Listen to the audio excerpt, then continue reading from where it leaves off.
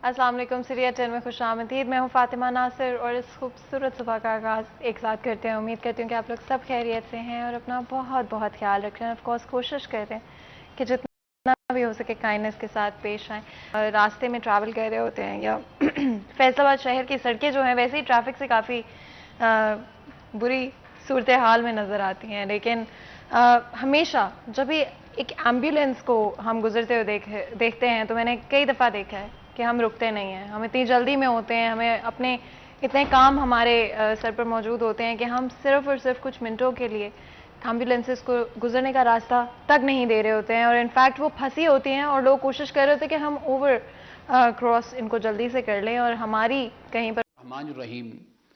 रसूलुल्लाह ने एक मकाम पर फरमाया कि इम्मा ना बनो। साहबा ने अर्ज़ की, या रसूलुल्लाह, इम्मा से क्या मुराद है? आपने फरमाया कि इम्मा से मुराद ये है कि वो मेरे साथ अगर ऐसा करेगा तो मैं उसके साथ ऐसा करूँगा।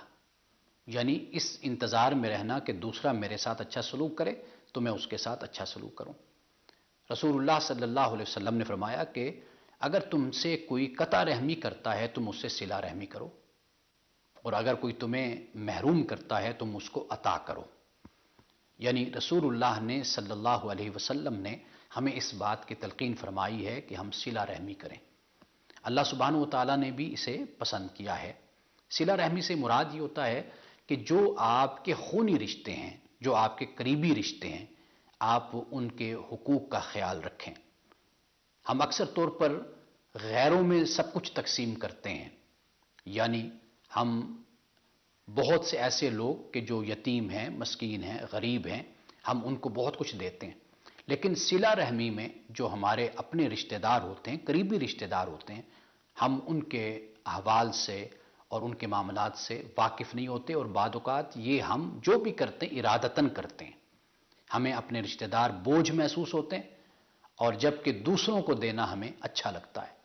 कुरान पाक हमें इस बात की तालीम देता है कि हमें सिला रहमी करनी चाहिए। सिला रहमी से मुराद ये नहीं है कि सिर्फ उनसे गुफ्तगू और कलाम और ताल्लुक़ रखना, बल्कि इससे मुराद ये है कि उनके हुकूक का भी ख्याल रखा जाए।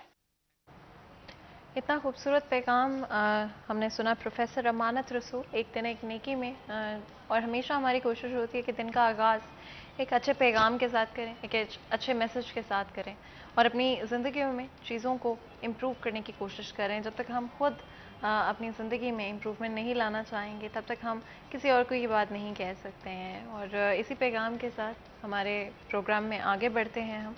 आपको पता है फैसलाबाद शहर के हवाले से जितने भी इम्पॉर्टेंट इश्यूज़ हैं, कंसर्निंग इश्यूज़ हैं, उनके बारे में हम बात करते हैं, हाईलाइट भी करने की कोशिश करते हैं और कोशिश होती है कि इदारों तक, जहाँ पर ऑर्गेनाइजेशंस तक, जो भी स्टेक होल्डर्स हैं उन तक पैगाम पहुँचाया जाए, पॉलिसी मेकर्स तक पैगाम पहुँचाया जाए और आम आवाम के मसाइल को हल करने की कोशिश की जाए। आज भी हमारी यही कोशिश होगी। अगर हम बात करें आज की दुनिया की, तो टेक्नोलॉजी ने हमारी ज़िंदगियों के हर एस्पेक्ट को टेक ओवर कर लिया है। जहाँ पर इतनी तब्दीली से रोज़ बरोज़ नई टेक्नोलॉजी हमें देखने को मिलती है, वहीं पे हमारी ज़िंदगियों का मेजर हिस्सा टेक्नोलॉजी के साथ एसोसिएटेड है इन वन वे और अनदर। लेकिन क्या हम उस टेक्नोलॉजी को समझ पाए हैं? क्या हमारे क्राइम डिपार्टमेंट्स इस टेक्नोलॉजी को समझ पाए? मैं सिर्फ पाकिस्तान की बात नहीं कर रही हूँ, मैं पूरी दुनिया की बात कर रही हूँ। अभी भी हम कैच ऑन करने की कोशिश कर रहे हैं, जहाँ पर एक तरफ हमें बढ़ता हुआ साइबर क्राइम नज़र आता है, सोशल मीडिया के हवाले से क्राइम्स बढ़ते हुए नज़र आते हैं, चाहे वो ऑनलाइन शॉपिंग हो, चाहे वो रेगुलर सोशल मीडिया का इस्तेमाल हो, कहीं ना कहीं आपको क्राइम्स होते हुए नज़र आते हैं। और अभी भी हमारे इदारे, हमारी लॉ इन्फोर्समेंट उनको काउंटर करने की कोशिश कर रही है, रोकने की कोशिश कर रही है, लेकिन वक्त लगता है। और हमारी लॉ इन्फोर्समेंट बहुत मेहनत करती है और बहुत टैलेंटेड है और पूरी कोशिश कर रहे हैं अपनी तरफ से, तो किसी को क्रिटिसाइज़ करना हमारा मकसद नहीं होगा। एक जनरल डिस्कशन करेंगे इसी हवाले से, क्या सिचुएशन है करंटली। इस डिस्कशन में हमारा साथ देने के लिए हमारे वकास बेग हमारे साथ मौजूद है, हमारे क्राइम रिपोर्टर हैं। वकास, आपको वेलकम करते हैं शो में। बहुत बहुत शुक्रिया आपका आज हमें ज्वाइन करने के लिए, हमारे लिए, हमारी ऑडियंस के लिए वक्त निकालने के लिए। वकास, अगर हम बात करें साइबर क्राइम के हवाले से, बढ़ते हुए नंबर्स हमें नज़र आते हैं, नए नए तरीके के जराइम हमें नज़र आते हैं और करंटली क्या सिचुएशंस हैं, क्या नंबर्स हैं, कितना ख़तरनाक है अगर हम साइबर सिनारियो की आज की बात करें? फातिमा, बिल्कुल आपने जिस तरह एक बात शुरू में कही कि दुनिया भर में यही मामला फेस किए जा रहे हैं, लेकिन यहाँ पे अगर पाकिस्तान की हम बात करें तो साइबर क्राइम में चूँकि इंटरनेट जो है वो तेज़ी से باقاعدہ ہر بندے کی پہنچ میں آ رہا ہے. اس کے ساتھ ساتھ میں یہ کہہ سکتا ہوں کہ کنیکٹیوٹی کے اندر لوگوں کے پاس ٹائم شارٹ ہے اور کوشش یہ کرتے ہیں کہ جلد سے جلد ان کا کام ہو جائے. تو اس جلدی کے اندر جو ہے اکثر نقصان ہوتا ہے، جس میں سب سے بڑی وجہ جو ہے ہمارے ہاں آن لائن شاپنگ کے حوالے سے کیسز جو ہیں وہ آج کل بہت زیادہ بڑی تعداد میں رجسٹر ہونا شروع ہو چکے ہیں. اور ایسے فنی قسم کے کیسز جو ہیں وہ سامنے آتے ہیں. مطلب ایک شخص کی ابھی میں درخواست دیکھ رہا تھا 2 روز قبل جو اس نے سائبر کرائم میں دی کہ اس نے اس عید پہ شاپنگ کے لیے، آن لائن شاپنگ کے لیے ایک شوز جو ہے وہ بڑے خوبصورت سے اسے نظر آئے اور اس نے وہ آرڈر کیے. لیکن جب وہی آرڈر عید سے 1 دن قبل اس کے پاس پہنچا تو اس میں بالکل ہی ایک ڈفرینٹ چیز تھی. مطلب شوز کے بجائے اس میں ایک پینٹ جو ہے وہ موجود تھی. اب ایک جو گاہک ہے وہ پہلے سے خریداری کر چکا ہے اپنے پینٹ کی، صرف شوز اس کو آن لائن خریدنے ہیں. تو سوچئے کہ اس شخص کے ساتھ کیا ہوا ہوگا کہ چاند رات کو شوز کے بجائے اس کے پاس پینٹ پہنچتی ہے، پھر سے وہی بھاگم دوڑ آفس پہنچنا اور مختلف چیزیں جو ہیں ان کو لے کے آنا ہوتا ہے. اب اس نے درخواست دی عید گزرنے کے بعد سائبر کرائم کے حوالے سے، لیکن اس کے ساتھ ساتھ اس شخص کا یہ بھی کہنا ہے کہ جو بھی اس پہ حل نکلے اس کی عید جو ہے وہ خراب ہو چکی، اس کو مسائل کا سامنا کرنا پڑا. اب اس حوالے سے سائبر کرائم یہ کہتا ہے کہ جب آپ کسی بھی جگہ سے آن لائن شاپنگ کر رہے ہیں تو کوشش کریں کہ پہلے اس کے ریویوز جو ہیں وہ دیکھیں، کیونکہ بہت سے ریویوز جو ہیں وہ بھی کسی بھی پوسٹ کے اوپر موجود ہوتے ہیں کہ کیا وہ چیز صحیح ہے، وہ ادارہ صحیح کام کر رہا ہے، وہ فیس بک پیج یا وہ یوٹیوب مارکیٹنگ یا کسی ایسے دیگر طریقے سے ہونے والی آن لائن مارکیٹنگ جو ہے وہ صحیح کام کر رہی ہیں یا نہیں. اس حوالے سے بہت سے رسپانس بھی آپ کو اس پہ مل جاتے ہیں. تو اتھینٹک پلیسز جو ہیں وہاں پہ آپ آن لائن آرڈر کریں تو ڈیفینیٹلی آپ نقصان سے بچ سکتے ہیں. دوسری صورت میں جو ہے آپ کو نقصان برداشت کرنا پڑتا ہے. سائبر کرائم اس پہ کام کرتا ہے لیکن پھر اس میں مسائل یہ آتے ہیں کہ سائبر کرائم کی دیگر پولیس اسٹیشنز کی طرح کوئی حدود نہیں ہے. مطلب اس میں یہ نہیں ہے کہ اگر ہم بات کریں پولیس کی تھانہ کوتوالی ہے تو کوتوالی کے ایریے کے اندر ہی جو ہے وہ معاملات ہوئے ہوں گے، ایسا نہیں ہے. یہاں آن لائن فراڈ کرنے والا بندہ جو ہے وہ چاہے آن لائن شاپنگ کا ہو یا اس کے ساتھ ساتھ دیگر جو فائنینشیل کرائم ہوتے ہیں اس طریقے میں، تو اس شخص کا کسی کو بھی اندازہ نہیں ہے کہ وہ فیصل آباد میں فراڈ کرنے والا شخص جو ہے وہ ملتان ہے، کراچی ہے، اسلام آباد ہے یا کہیں اور بیٹھا ہے. یہ وہ وجہ ہے جس کے لیے مشکل ہو جاتا ہے سائبر کرائم کے لیے اس شخص کو ٹریس کرنا اور پھر اس کی گرفتاری کا جو مرحلہ ہوتا ہے، جس طرح سے دوسرے اضلاع بلکہ دوسرے صوبوں میں جانا اور وہاں سے کسی شخص کو کیپچر کرنا. تو اس طرح بہت سے کیسز جو ہیں وہ لٹک جاتے ہیں، 2 سال تک جو ہے وہ ملزمان گرفتار نہیں ہوتے. 2 سال بعد پتہ چلتا ہے جی کہ 2 سال قبل یہ کیس جو ہے یہ رجسٹرڈ ہوا تھا، جب تک مدعی بھول چکا ہوتا ہے. اینڈ بکاز سائبر کرائم کے حوالے سے اگر ہم بات کریں ریسنٹلی ہم نے دیکھا ہے کہ ایف آئی اے کی طرف سے بہت محنت کی گئی ہے اور پوری کوشش کی جا رہی ہے انفیکٹ کہ جتنے بھی ملزمان ہیں اسپیشلی سیریس کرائمز میں جو انوالوڈ ہیں، چاہے وہ ہم ہراسمنٹ کے حوالے سے بات کریں، ڈفرینٹ طرح کے ڈیٹا سے ریلیٹڈ اگر ہم کرائمز کی بات کرتے ہیں، بہت اچھا اٹیمپٹ کیا جا رہا ہے. I really do appreciate that. اور میں اس بات کو ہائی لائٹ کرنا چاہتی ہوں کہ ہماری لا انفورسمنٹ کتنی محنت کرتی ہے اینڈ جتنی ٹرکی سچویشن ہے اس میں بھی کتنی محنت کرتے ہیں. تو کیا کرنٹ نمبرز کے بارے میں اگر ہم بات کرتے ہیں تو پاکستان کے اندر کتنے ہمیں اینولی نمبرز دیکھنے کو مل رہے ہیں؟ کتنا کرائم ہے اس وقت؟ کافی زیادہ ہے یا کچھ حد تک کنٹرول میں لا سکیں؟ اس حوالے سے فاطمہ اگر صرف سائبر کرائم کی بات کی جائے تو سالانہ جو درج ہونے والے رپورٹ ہونے والے کیسز ہیں اوورال پاکستان میں اگر بات کی جائے تو اس کی تعداد لاکھوں میں ہے. اگر صرف فیصل آباد کی بات کر لی جائے تو گزشتہ 4 ماہ کے دوران جو ہے 3800 سے زائد شہریوں نے سائبر کرائم میں اپنے مختلف مسائل پر اپلیکیشن. اچھا، یہ زیادہ تر ہراسمنٹ سے ریلیٹڈ ہوتے ہیں اور کس طرح کے کرائمز اسپیشلی سائبر کرائم میں رپورٹ کروائے گئے ہیں؟ رپورٹ جو کروائے گئے ہیں ہراسمنٹ کے متعلق زیادہ تر کیسز ہیں، جبکہ ہراسمنٹ کے بعد جو ہے وہ دوسرا بڑا نمبر سائبر کرائم کے حوالے سے جو ہے وہ آتا ہے فائنینشیل کرائم کا، جس میں کہ میسیجز کے ذریعے سے کسی شخص کی ڈیٹیل حاصل کرنا، اکاؤنٹ ڈیٹیل لینا، بینک نمائندہ بن کے کال کرنا. اور آج کل ایک بڑا اور ٹرینڈ جو ہے وہ چل نکلا ہے کہ آپ کو پولیس اہلکار بن کے کال کی جاتی ہے کہ بھئی آپ کے فلاں پولیس اسٹیشن سے، متعلقہ پولیس اسٹیشن سے بات کر رہے ہیں، آپ کا فلاں عزیز قریبی جو ہے اس کو گرفتار کیا گیا ہے. تو اس چکر میں اس طرح کے کرائمز ہیں وہ زیادہ ہوتے ہیں کیونکہ شہری جو ہیں وہ کم ٹائم میں زیادہ ریلیف چاہتے ہیں. تو اس چکر کے اندر وہ پھر لٹتے ہیں، پھر پھنستے ہیں، پھر پریشانی کا شکار ہوتے ہیں. اور آج کل موجودہ سینیریو کے اندر جو ہے سب سے زیادہ کرائم جس پہ سائبر کرائم خود بھی اویئرنیس دے رہا ہے کہ اس حوالے سے تھوڑا بچا جائے، سوشل میڈیا کے اوپر ایڈز کا جو سلسلہ ہے جس میں اشتہارات چلتے ہیں، اس میں آج کل حج کوٹا کے حوالے سے بڑے اشتہارات آ رہے ہیں جس پہ باقاعدہ وزارت مذہبی امور کی جانب سے بھی یہ کہا گیا ہے کہ جب بھی آپ کسی کے ساتھ یہ بات کرتے ہیں کہ کوئی شخص فریضہ حج ادا کرنے جانا چاہ رہا ہے یا اس کے لیے اپلائی کرنا چاہ رہا ہے، تو سب سے پہلے آپ یہ دیکھیں کہ جس بندے کے ساتھ آپ بات کر رہے ہیں کیا وہ وزارت مذہبی امور میں رجسٹرڈ ہے بھی یا نہیں، کیا اس کے کوٹے میں کچھ حج کی ٹکٹس موجود ہیں بھی یا نہیں. کیونکہ آن لائن بیٹھے بہت سے لوگ جو ہیں وہ آپ کو فیس بک کے ذریعے سے ایڈ مل جائے گی کہ جی ہم آپ کو حج پہ لے جائیں گے، کوٹا موجود ہے، آپ اپلیکیشن دیجئے. وہ کچھ پیسے انیشلی تو وہ خرچ ہوتے ہیں ہر شہری کے، جو بھی مطلب اس پہ کوشش کر رہا ہوتا ہے.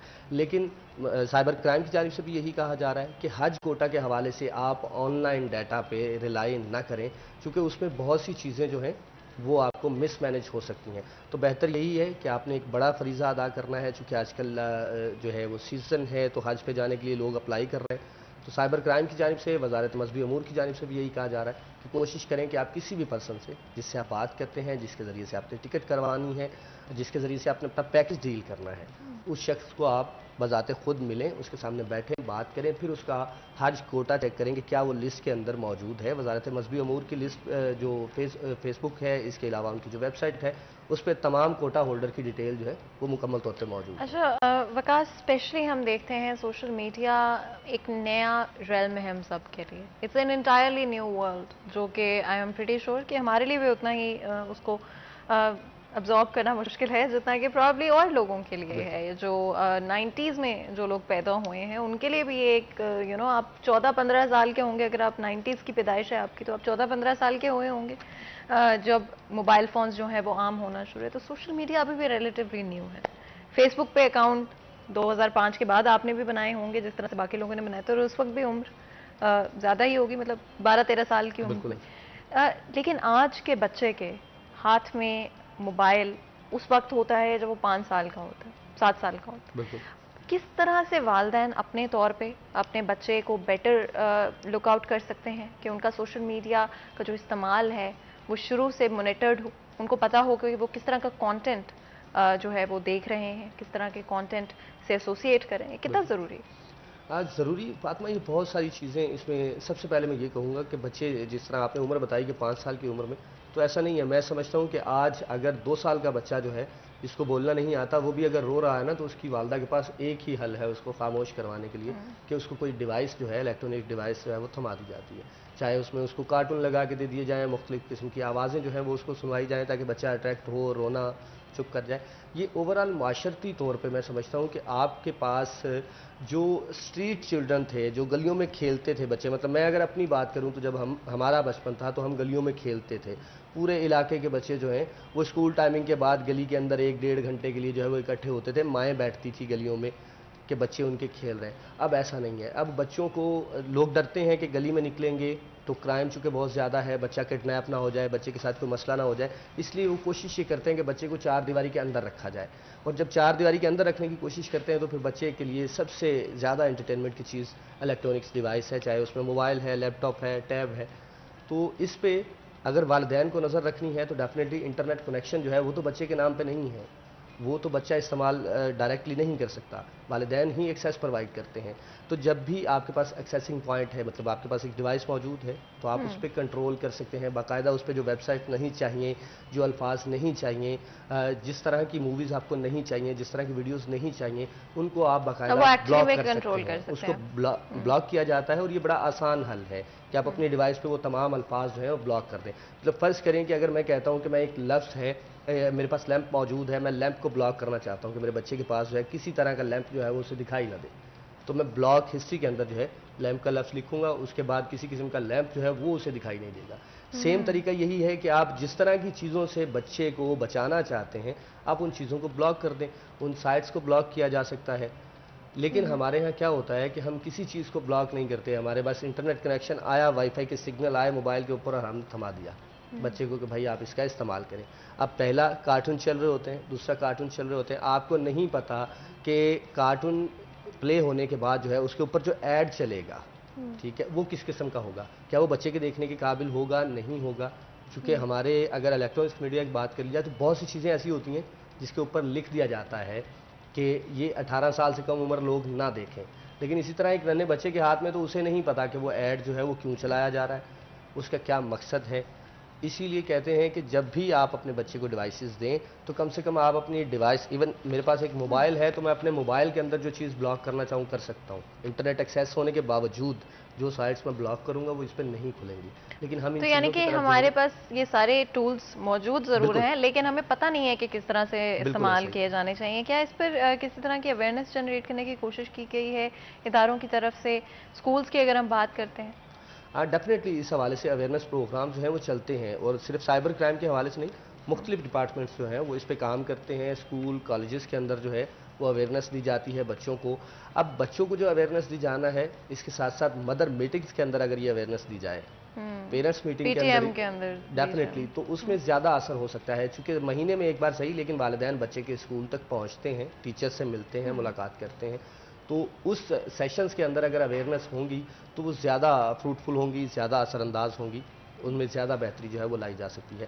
سائبر کرائم اس حوالے سے اویئرنیس کر رہا ہے. اگر اس کے ساتھ ساتھ ہم بات کر لی جائے تو محکمہ ایجوکیشن جو ہے اس حوالے سے اویئرنیس سیشنز جو ہے وہ اس کا اچھا اہتمام وکاس، کرتا ہے. ایک بڑا امپورٹنٹ ایسپیکٹ کسی بھی کرائم کا ہوتا ہے صحیح طرح کی انویسٹیگیشن، اور اس انویسٹیگیشن کو کس طرح سے کنڈکٹ کیا جانا ہے، چاہے وہ ہم ریئل ورلڈ میں کرائم کی بات کر رہے ہوں یا پھر سائبر کرائم کی ہم بات کر رہے ہوں، جہاں پر ڈیجیٹلی آپ ٹریک کرنے کی کوشش کریں گے بالکل کہ کن جگہوں سے ایکسس کیا گیا سرٹن، یا کس طرح سے چیزوں کو پلان آؤٹ کیا گیا تھا.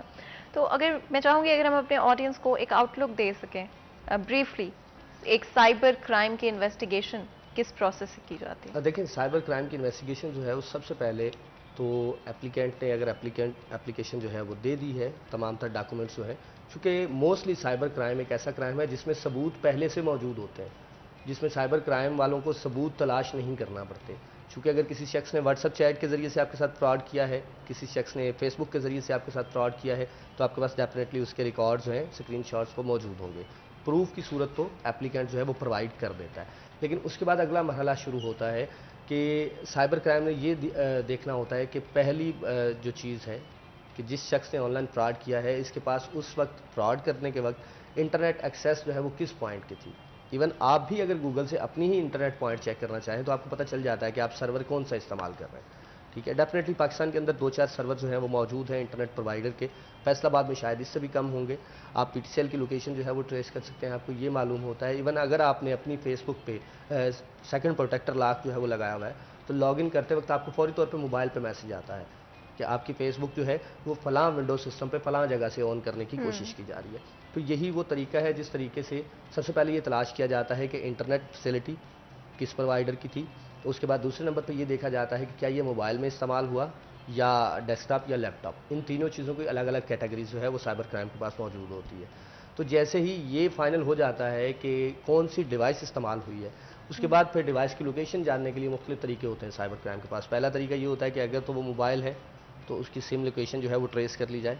یہ چیزیں ہوتی ہیں. دوسرا یہ ہے کہ اگر وہ لیپ ٹاپ ہے تو اس کا وائی فائی راؤٹر جو ہے اس کو ڈیٹین کیا جائے کہ وہ کہاں پہ چل رہا ہے. ڈیفینیٹلی ہر شخص کا ہر ایک الگ نمبر ہوتا ہے. اگر آپ پی ٹی سی ایل سے لیتے ہیں یا کسی دوسرے ادارے سے بھی کرتے ہیں تو آپ کو ایک نمبر پرووائڈ کیا جاتا ہے. اس کے ذریعے سے یہ انویسٹیگیشن جو ہے وہ آگے جاتی ہے. لیکن مسئلہ وہاں جا کے پیدا ہوتا ہے کہ جب ہم لوکلی سمز خریدتے ہیں، آپ اکثر روڈ پہ ٹریول کر رہی ہوتی ہیں تو کہیں خواتین کہیں لڑکے جو ہیں وہ سمز سستے داموں فری میں دے رہے ہوتے ہیں. اچھا، اس پر بھی ایک میرا سوال ہے لیکن اس سے پہلے بریک لے لیتے ہیں. کہیں مت جائے گا ہمارے ساتھ.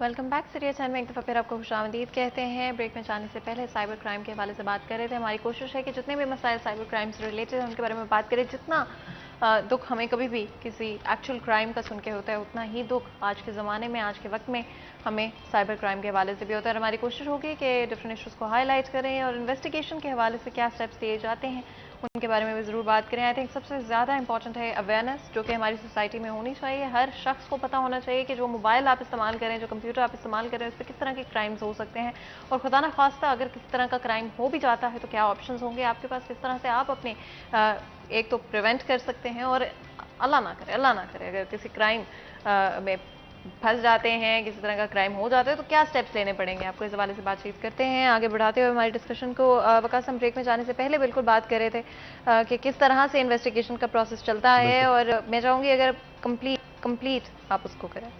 بالکل, میں اس پہ یہاں تک پہنچا تھا کہ ہمارا جو کرائم میں ایک میجر کردار ہے وہ ہماری موبائل سم کا ہے.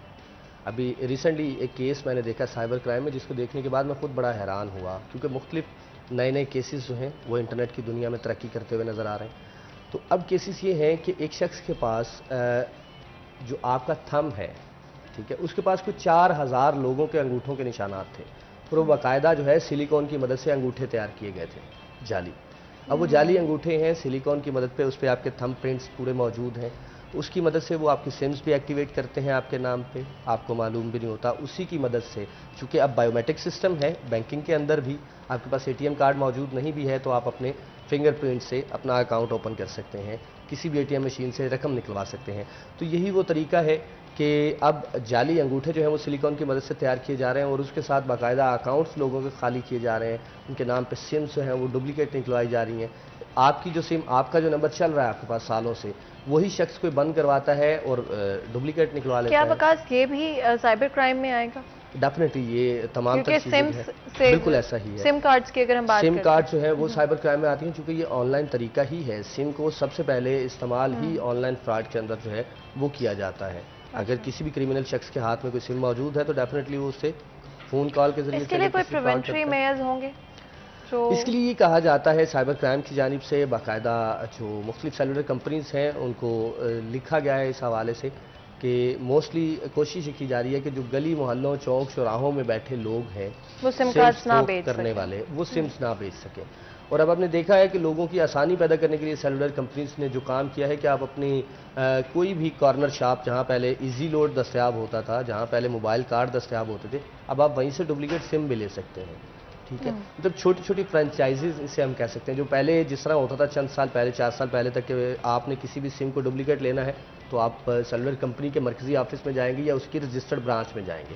اب ویسا نہیں ہے, اب آپ سم جو ہے وہ ایک ہی, مطلب شیخوپورہ روڈ پہ اگر آپ ٹریول کر رہی ہیں تو 40 جگہوں سے آپ کو آپ کی سم ڈپلیکیٹ جو ہے وہ مل سکتی ہے. اس سے کس طرح سے پریونشن کی طرف ہم آ سکیں گے؟ پریونشن کی طرف ہم اسی طرح سے آ سکتے ہیں کہ سب سے پہلے آپ کوشش کریں کہ سم جو ہے وہ اپنا ڈیٹا جو ہے وہ کسی بھی اتھینٹک آفس سے کلیئر کروائیں. چاہے آپ خود جا کے اپنی سم ڈپلیکیٹ لیں, مطلب میری سم ہے, مجھے پرابلمس ہیں, میں چونکہ اس طرح کے کیسز جو ہے وہ دیکھتا رہتا ہوں, تو میں اپنی سم پہ ایک لاک لگوا کے رکھتا ہوں ہمیشہ, جو کہ ہر شخص جو ہے سمپل ایک ہیلپ لائن پہ کال کرے اور اپنی سم پہ لاک جو ہے وہ اس کو ایکٹیو کروا سکتا ہے. لاک ایکٹیو ہونے کے بعد یہ ہوتا ہے کہ جب تک آپ فزیکلی خود موجود نہیں ہوں گے آپ کی سم ڈپلیکیٹ نہیں نکل سکتی. ٹھیک ہے, اس کے بعد چاہے آپ کے انگوٹھوں کے نشان ہوں, چاہے آپ کے کچھ بھی ہوں, اور پھر آپ کی لوکلی جو کوئی بھی دکان ہے وہاں سے آپ کی سم ڈپلیکیٹ نہیں نکل سکے گی. تو یہ میرا خیال ہے سب سے بہتر حل ہے کہ آپ جس کمپنی کی سم استعمال کرتے ہیں اس کی ہیلپ لائن پہ کال کریں, اپنی سم کو لاک کروائیں, تاکہ جب بھی سم کے ریلیٹڈ کوئی ایشو ہو تو آپ خود موجود ہوں تو ہی اس کو حل کیا جا سکے. اور آپ کو پتا ہو, ایٹ لیسٹ کمپنی کو پتا ہونا چاہیے کہ آپ کی سم آپ کے پاس موجود نہیں ہے, اس لیے کبھی بھی اگر آپ کی سم کا کوئی بھی ایشو ہوتا ہے, آپ کو لگتا ہے کہ کوئی اس طرح کا میسج آ گیا ہے آپ کو جو کہ آپ کو نہیں پتا کہ کہاں سے آیا ہے, یا آپ نے اس جگہ کو ایکسیس نہیں کیا, اس ویب سائٹ کو ایکسیس نہیں کیا, اس جگہ پہ نہیں گئے جس کا میسج آپ کو آ رہا ہے, تو فوری طور پہ کنفرم کریں کہ آپ کی سم جو ہے وہ آپ کے ہی پاس ہے. آپ کے سم میں کوئی ایشو اگر آپ کو نظر آتا ہے, کوئی چیز آپ کو لگتا ہے کہ صحیح نہیں ہے, اس حوالے سے بھی لازمی طور پہ فوری ایکشن لینا ضروری ہے. وقاص, ایک اور چیز جو ہمیں نظر آتی ہے اسپیشلی واٹس ایپ کے حوالے سے, ہم نے دیکھا ہے کہ بہت دفعہ واٹس ایپ ہیک کر لیا جاتا ہے, different social media platforms کو ہیک کر لیا جاتا ہے. اس کے پیچھے کیا وجہ ہوتی ہے اور کس طرح سے یہ کرائمز کیے جاتے ہیں؟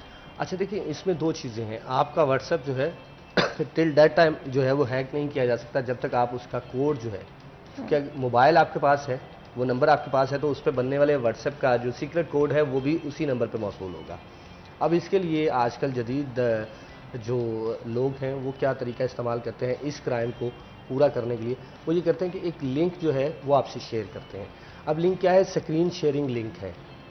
ٹھیک ہے, اس کے ذریعے سے اسکرین شیئر ہوتی ہے. پھر کمپیوٹر جو ہے, مطلب موسٹلی یہ ہوتا ہے کہ اگر میرا کمپیوٹر جو ہے وہ خراب ہو گیا, صحیح نہیں ہو رہا, تو میں اس کے پہ ایک سافٹ ویئر انسٹال کروں گا, اور میرا جو مکینک ہے وہ کہیں بھی بیٹھا, میرا جو آپریٹر ہے وہ کسی بھی دوسری جگہ بیٹھا اس سسٹم کو جو ہے وہ صحیح کر سکتا ہے, مطلب مکمل ایکسیس میری اس کے پاس آ جاتی ہے. اب وہ چیز ہم ان نون لنک کے ذریعے سے سامنے والے کو پرووائڈ کر رہے ہوتے ہیں. کوئی لنک آیا, ہم نے اس کو کلک کیا, ہمارے موبائل کا ٹوٹل کنٹرول ہمارے ساتھ ساتھ اس کے پاس بھی چلا گیا. پھر وہ ہمارے موبائل پہ آنے والے میسیجز پڑھتا ہے, اس کے ذریعے سے وہ اپنے پاس آپ کا واٹس ایپ بناتا ہے. واٹس ایپ کو ہیک کرنے کا کوئی دوسرا طریقہ نہیں ہے. واٹس ایپ کو ہیک کرنے کا ون اینڈ اونلی یہی طریقہ ہے لنک کے تھرو, کہ آپ کے پاس لنک آئے گا, آپ کے موبائل پہ آنے والا کوڈ جو ہے وہ اگر ہیکر کے پاس موجود ہوگا تو ہی وہ واٹس ایپ بنا پائے گا. اچھا, کچھ عرصے پہلے تک یہ ایک بڑا انٹرسٹنگ, آئی تھنک پتہ نہیں اب یہ کیا جا سکتا ہے یا نہیں, لیکن آپ کو ایک لنک بھیجا جاتا تھا جس کو کھولیں یا آپ نہ کھولیں پھر بھی آپ کے واٹس ایپ کے اوپر کچھ وقت کے لیے آپ کا واٹس ایپ ایکسیسیبل نہیں ہوتا تھا. کیا یہ ابھی بھی ممکن ہے؟ نہیں, ابھی ایسا ممکن نہیں ہے, چونکہ اس طرح کے وائرسز جو ہیں یہ وقفے کے بعد جو ہے وہ کرمنل افراد کی جانب سے بنائے جاتے ہیں, اور ان کی جو ہے ڈیفینیٹلی ان کے پاس کچھ کوڈنگ موجود ہوتی ہے. اگر ہم واٹس ایپ استعمال کر رہے ہیں تو واٹس ایپ کے پیچھے پوری ایک کوڈنگ کا سلسلہ کام کر رہا ہے, جس سے وہ ایپ جو ہے وہ ہر وقت چل رہی ہوتی ہے. اس کوڈ کو ڈی کوڈ کر کے جب کوئی بھی کرمنل کارروائی کرنے کی کوشش کرتا ہے تو ڈیفینیٹلی واٹس ایپ کی انتظامیہ جو ہے وہ بھی موجود ہے, وہ بھی اس پہ فوری طور پہ ریئیکٹ کرتی ہے اور کوشش کرتی ہے کہ ان معاملات کو جو ہے وہ سالو کیا جائے. اس طرح کے لنکس کا کچھ 6-7 ماہ پہلے تک ایک معاملہ شروع ہوا تھا کہ کچھ دیر کے لیے آپ کا واٹس ایپ جو ہے وہ اسٹک ہوتا تھا, لیکن ابھی جو نیا وائرس مارکیٹ کے اندر موجود ہے وہ آپ کا موبائل اسٹک کرتا ہے. مطلب موبائل کے اندر موجود تمام تر اپلیکیشن جو ہیں وہ ٹل دیٹ ٹائم کہ جب تک آپ موبائل ریسٹارٹ نہیں کرتے وہ ہولڈ ہو جاتی ہیں. اس طرح کا وائرس جو ہے ابھی ان ہوا ہے. اس کے بعد یہ کوشش کی جا رہی ہے اداروں کی جانب سے کہ کچھ موبائل اپلیکیشن جو ہیں ان پہ مزید پابندی عائد کی جا سکے, جس طرح خاص کر کال ریکارڈنگز کے حوالے سے جو ان نون اپلیکیشنز ہیں وہ صرف آپ کی کال ہی ریکارڈ نہیں کر رہی ہوتی بلکہ آپ کا ڈیٹا جو ہے وہ بھی اپنے پاس کاپی کر رہی ہوتی ہے. اور اکثر لوگ جو ہیں وہ اس چیز کو نہیں جانتے, اور نہ جانتے ہوئے وہ ان اپلیکیشنز کو ڈاؤن لوڈ کرتے ہیں, خاص کر موبائل ریکارڈنگ اور پھر یہ پکچر ایڈٹ کرنے کی جتنی ایپس ہیں یہ ہمارے ہاں بڑا مسئلہ جو ہے وہ کریٹ کر رہی ہیں, خاص طور پہ لڑکیوں کے لیے. چونکہ اکثر لڑکیاں خوبصورت دکھنا چاہتی ہیں, ان کی کوشش ہوتی ہے کہ وہ مختلف موبائل اپلیکیشنز جو ہیں ان کو ڈاؤن لوڈ کریں اور اپنی تصویر پہ خود سے ایڈیٹنگ کرنا سیکھیں, کسی کے پاس ایڈیٹنگ کے لیے انہیں نہ جانا پڑے, اپنے کلر کو فیئر کریں یا مختلف جو ہے اس پہ ڈیزائن بنا سکیں. اب جب کوئی بھی پکچر ایڈٹ کرنے والی اپلیکیشنز آپ انسٹال کرتے ہیں تو سب سے پہلے ایکسیس ٹو گیلری اپروو کرواتا ہے آپ سے کہ آپ اپنی گیلری میں ایکسیس دیں, اس کے بعد ہی ہم آپ کی تصویریں جو ہے وہ اس میں ایڈٹ کر سکیں. تو جیسے ہی آپ ایکسیس دیتے ہیں تو ایکسیس میں آپ کی گیلری ساری ایکسیس, جیسے آپ کے پاس آپ اپنی گیلری استعمال کر رہے ہیں ویسے وہ اپلیکیشن جو ہے وہ آپ کی گیلری جو ہے وہ استعمال کر رہی ہے. تو اس کے بعد پھر کیا ہوتا ہے کہ پھر تصویریں لیک ہوتی ہیں, پھر سائبر کرائم میں کیسز درج کیے جاتے ہیں, پھر آپ کے فیملی فوٹوز ہوتی ہیں, پھر آپ کے موبائل کے اندر جتنا ڈیٹا ہوتا ہے جس میں کانٹیکٹ شامل ہوتے ہیں, جس میں میسیجز ہوتے ہیں, وہ ہر چیز جو ہے. اگر ہم کسی بھی میجر اس وقت موبائل فون کمپنی کی بات کریں تو آئی تھنک ہم سب کوشچن کرتے ہیں کہ ہمارا جو ڈیٹا ہے, بیکاز جس طرح سے اپنے بات کی فوٹو گیلری کی, اسی طرح سے ہمارا کیمرہ اور ہماری آڈیو بھی ایکسیس کی جا رہی ہوتی ہے. And in fact I think ہم سب نے یہ ایکسپیرینس کیا ہے کہ اگر آپ کسی کے ساتھ کوئی بات کر رہے ہوں گے اور آپ کسی سرٹن چیز کا نام لے لیں گے تو کچھ عرصے کے بعد آپ دیکھیں گے تو آپ کو سوشل میڈیا ویب سائٹس کے اوپر انہی چیزوں کے ایڈز بھی دکھائی دے رہے ہوں گے. اور کئی دفعہ پتہ بندہ شوق ہو جاتا ہے کہ بھئی ہم نے تو ابھی اس بارے میں صرف بات کی تھی, نہ آپ نے اس کو کہیں پہ سرچ کیا, نہ آپ نے کہیں پہ اس کو ان پٹ کیا. تو آخر آپ کے موبائل فون میں یہ ایڈورٹیزمنٹس کہاں سے آ رہی ہیں اور کس طرح سے آپ کے ڈیٹا کا استعمال ہو رہا ہے. جو بھی آپ بات کرتے ہیں, جو بھی آپ جگہوں پر جاتے ہیں, آپ کی لوکیشن کئی دفعہ آپ اپلیکیشنز کو خود الاؤ کرتے ہیں کہ وہ استعمال کر سکتے ہیں ان دا بیک گراؤنڈ جب آپ کی اپلیکیشن نہ بھی استعمال کی جا رہی ہو. تو ہمارا ڈیٹا کس طرح سے استعمال ہو رہا ہے اور کتنی پرائیویسی ایکچولی میں ہمارے پاس موجود ہے آج کے ڈیجیٹل دنیا کے اندر, اس بارے میں بات کریں گے. لیکن اس سے پہلے بریک لیتے ہیں, کہیں مت جائے گا, ہمارے ساتھ رہے گا.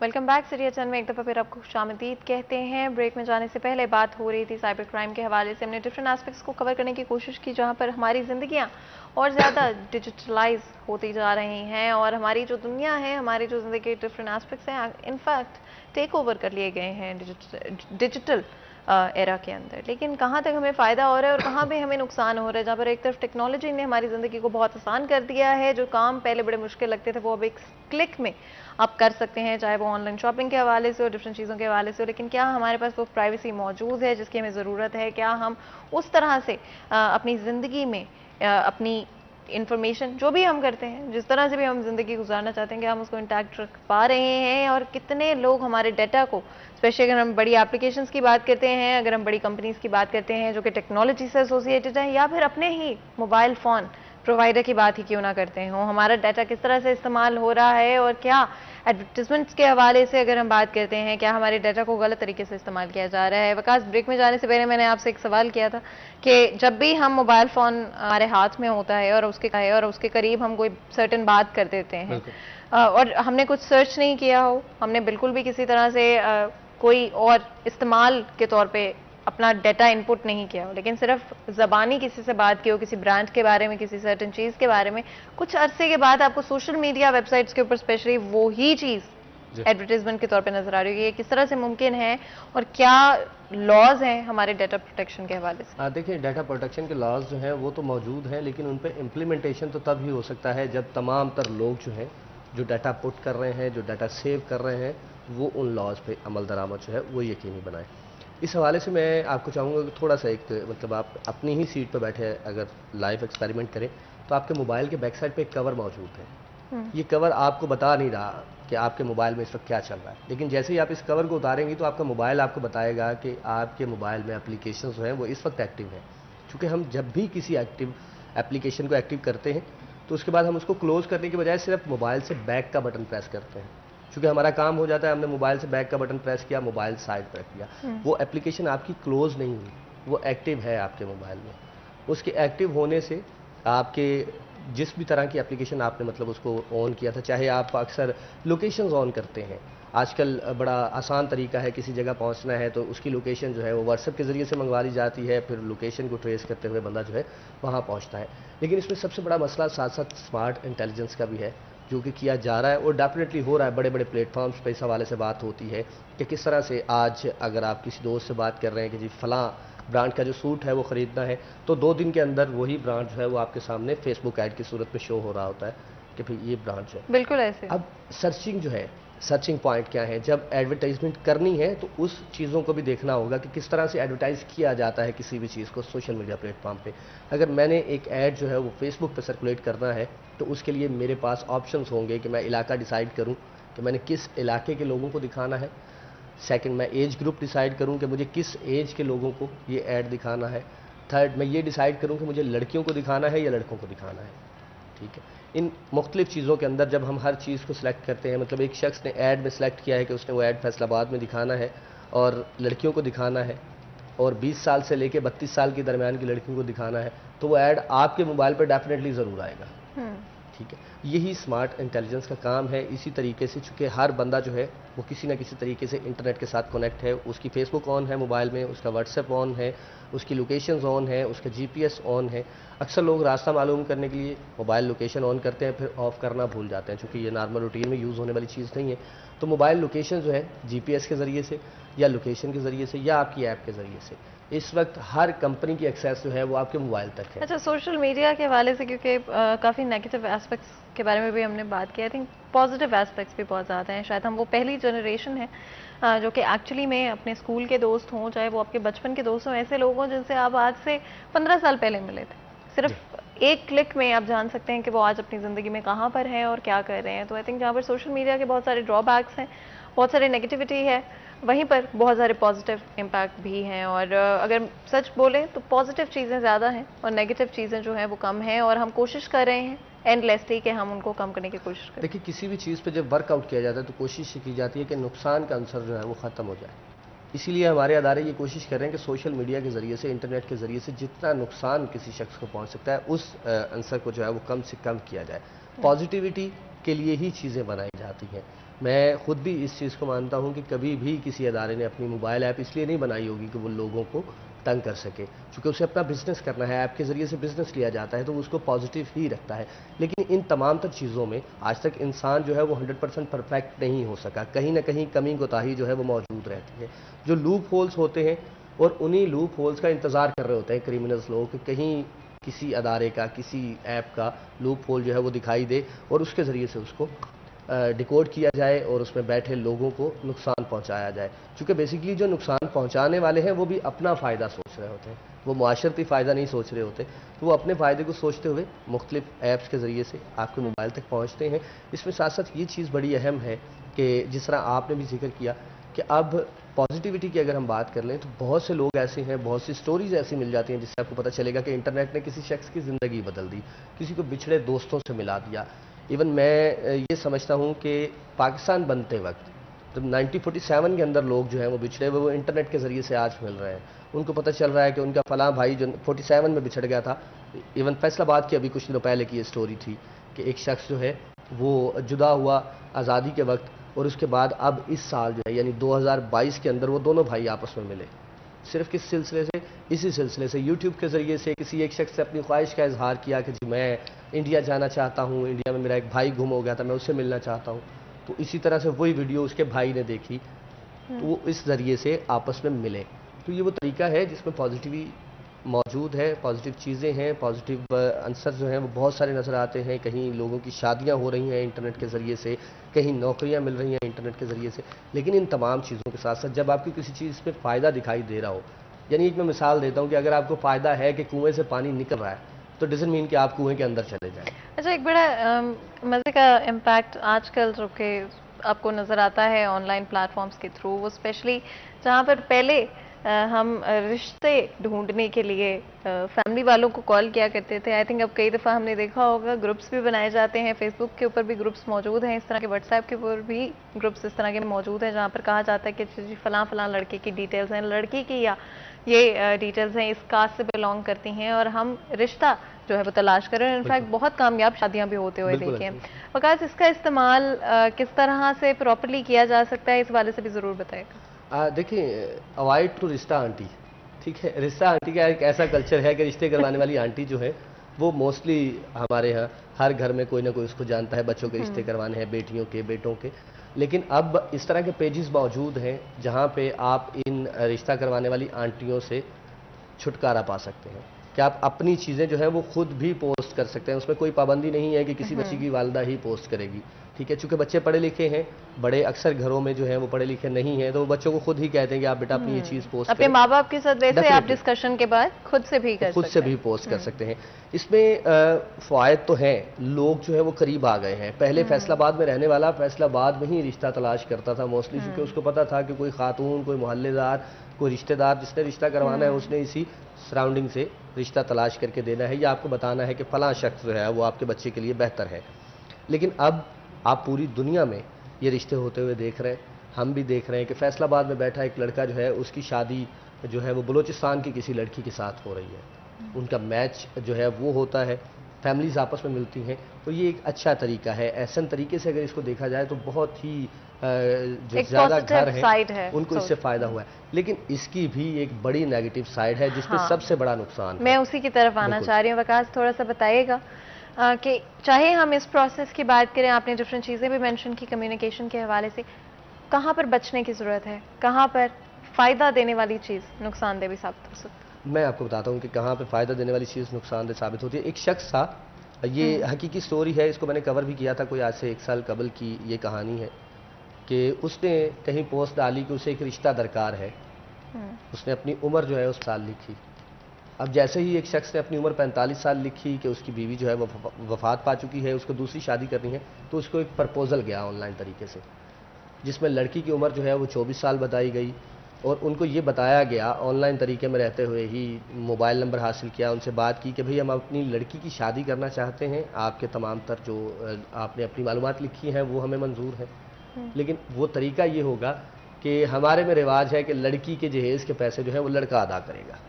اب لڑکا اس پہ بھی راضی ہوا۔ اچھا وقاص، کیونکہ ہمارے پاس وقت بالکل ختم ہو چکا ہے، لیکن میں یہ ضرور چاہتی ہوں کہ آخر میں اس کہانی میں کیا ہوا، میں یہ ضرور جاننا چاہتی ہوں۔ آخر میں اس کہانی میں بالکل یہ ہوا کہ لڑکا جب بارات لے کے پہنچا کچھ 40-50 لوگوں کے ساتھ، تو لڑکی کے گھر کو تالا تھا، لڑکی موجود نہیں تھی، یعنی کہ کمپلیٹلی ایک اسکیم تھا۔ بہت بہت شکریہ وقاص، آپ نے بہت بہت اچھا ڈسکشن میں ہمارا ساتھ دیا، اور لوگوں کی اویئرنیس کے حوالے سے I'm pretty sure کہ آج کے ہمارے پروگرام کی وجہ سے آپ لوگوں کو تھوڑا سا اندازہ ہوا گا کس طرح کے کرائمز کمٹ ہو رہے ہیں اور ہو سکتے ہیں۔ اپنے آپ کو بچا کے رکھیں، پریونشن از آلویز بیٹر، تو پہلے سے تھوڑا سا دھیان کریں۔ یہاں پر چھوٹا سا بریک لیں گے، کہیں مت جائے گا، ہمارے ساتھ رہیے۔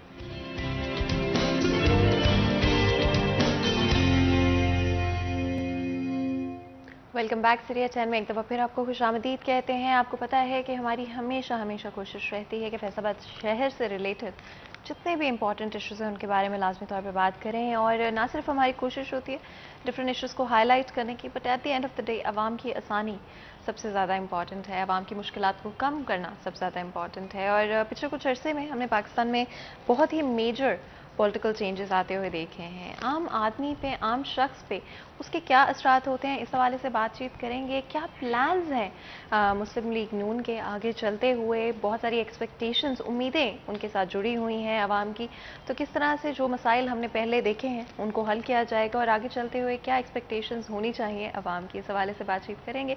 और कोशिश करेंगे हमेशा की तरह कि हमारी डिस्कशन को लाइट हार्टेड रखें। और हमारे साथ बहुत ही खास मेहमान आज मौजूद हैं हमारे स्टूडियो में। मियां ताहिर जमील हमारे साथ मौजूद हैं, एमपीए हैं मुस्लिम लीग नून के।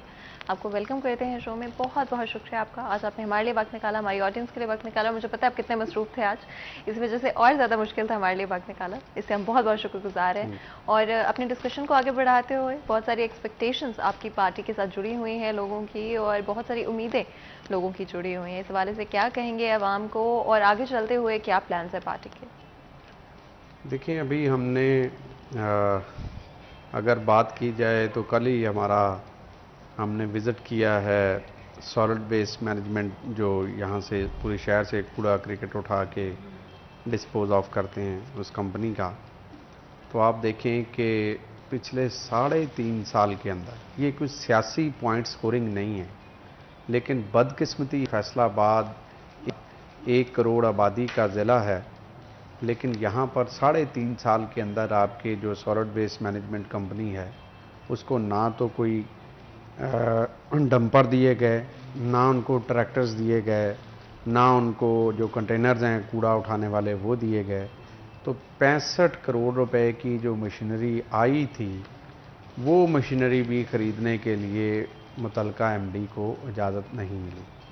जब कल उन्होंने दौराने ब्रीफिंग ये इंकशाफ किया कि 250 मिलियन 25 करोड़ रुपए जो हैं वो बजट में हमारे काट लिए गए, जिसकी वजह से हमारी जो तनख्वाहें हैं, जो आपका सिटी 41 भी कवर करता रहा है कि 3 महीने की तनख्वाहें जो हैं वो सेंट्री वर्करों को नहीं मिल सकी, और उन्होंने हड़तालें की। ज़िला कौंसिल चौक में उन्होंने आकर अपना एहतजाज रिकॉर्ड करवाया, और तब जाकर ईस्टर पर जो हमारे मसीही भाई हैं उनको तनख्वाहें मिली। तो इस तरह के इश्यूज़ जो हैं वो हमें फेस करना पड़ रहे हैं। अभी हम एक जो ब्रीफिंग्स हैं वो ले रहे हैं हर महकमे की अलग-अलग, जहाँ पर भी आवाम की बेहतरी के लिए, महकमे की बेहतरी के लिए, अदारे को मजबूत करने के लिए जो पॉलिसी होगी इंशाल्लाह वो हम तरतीब देंगे।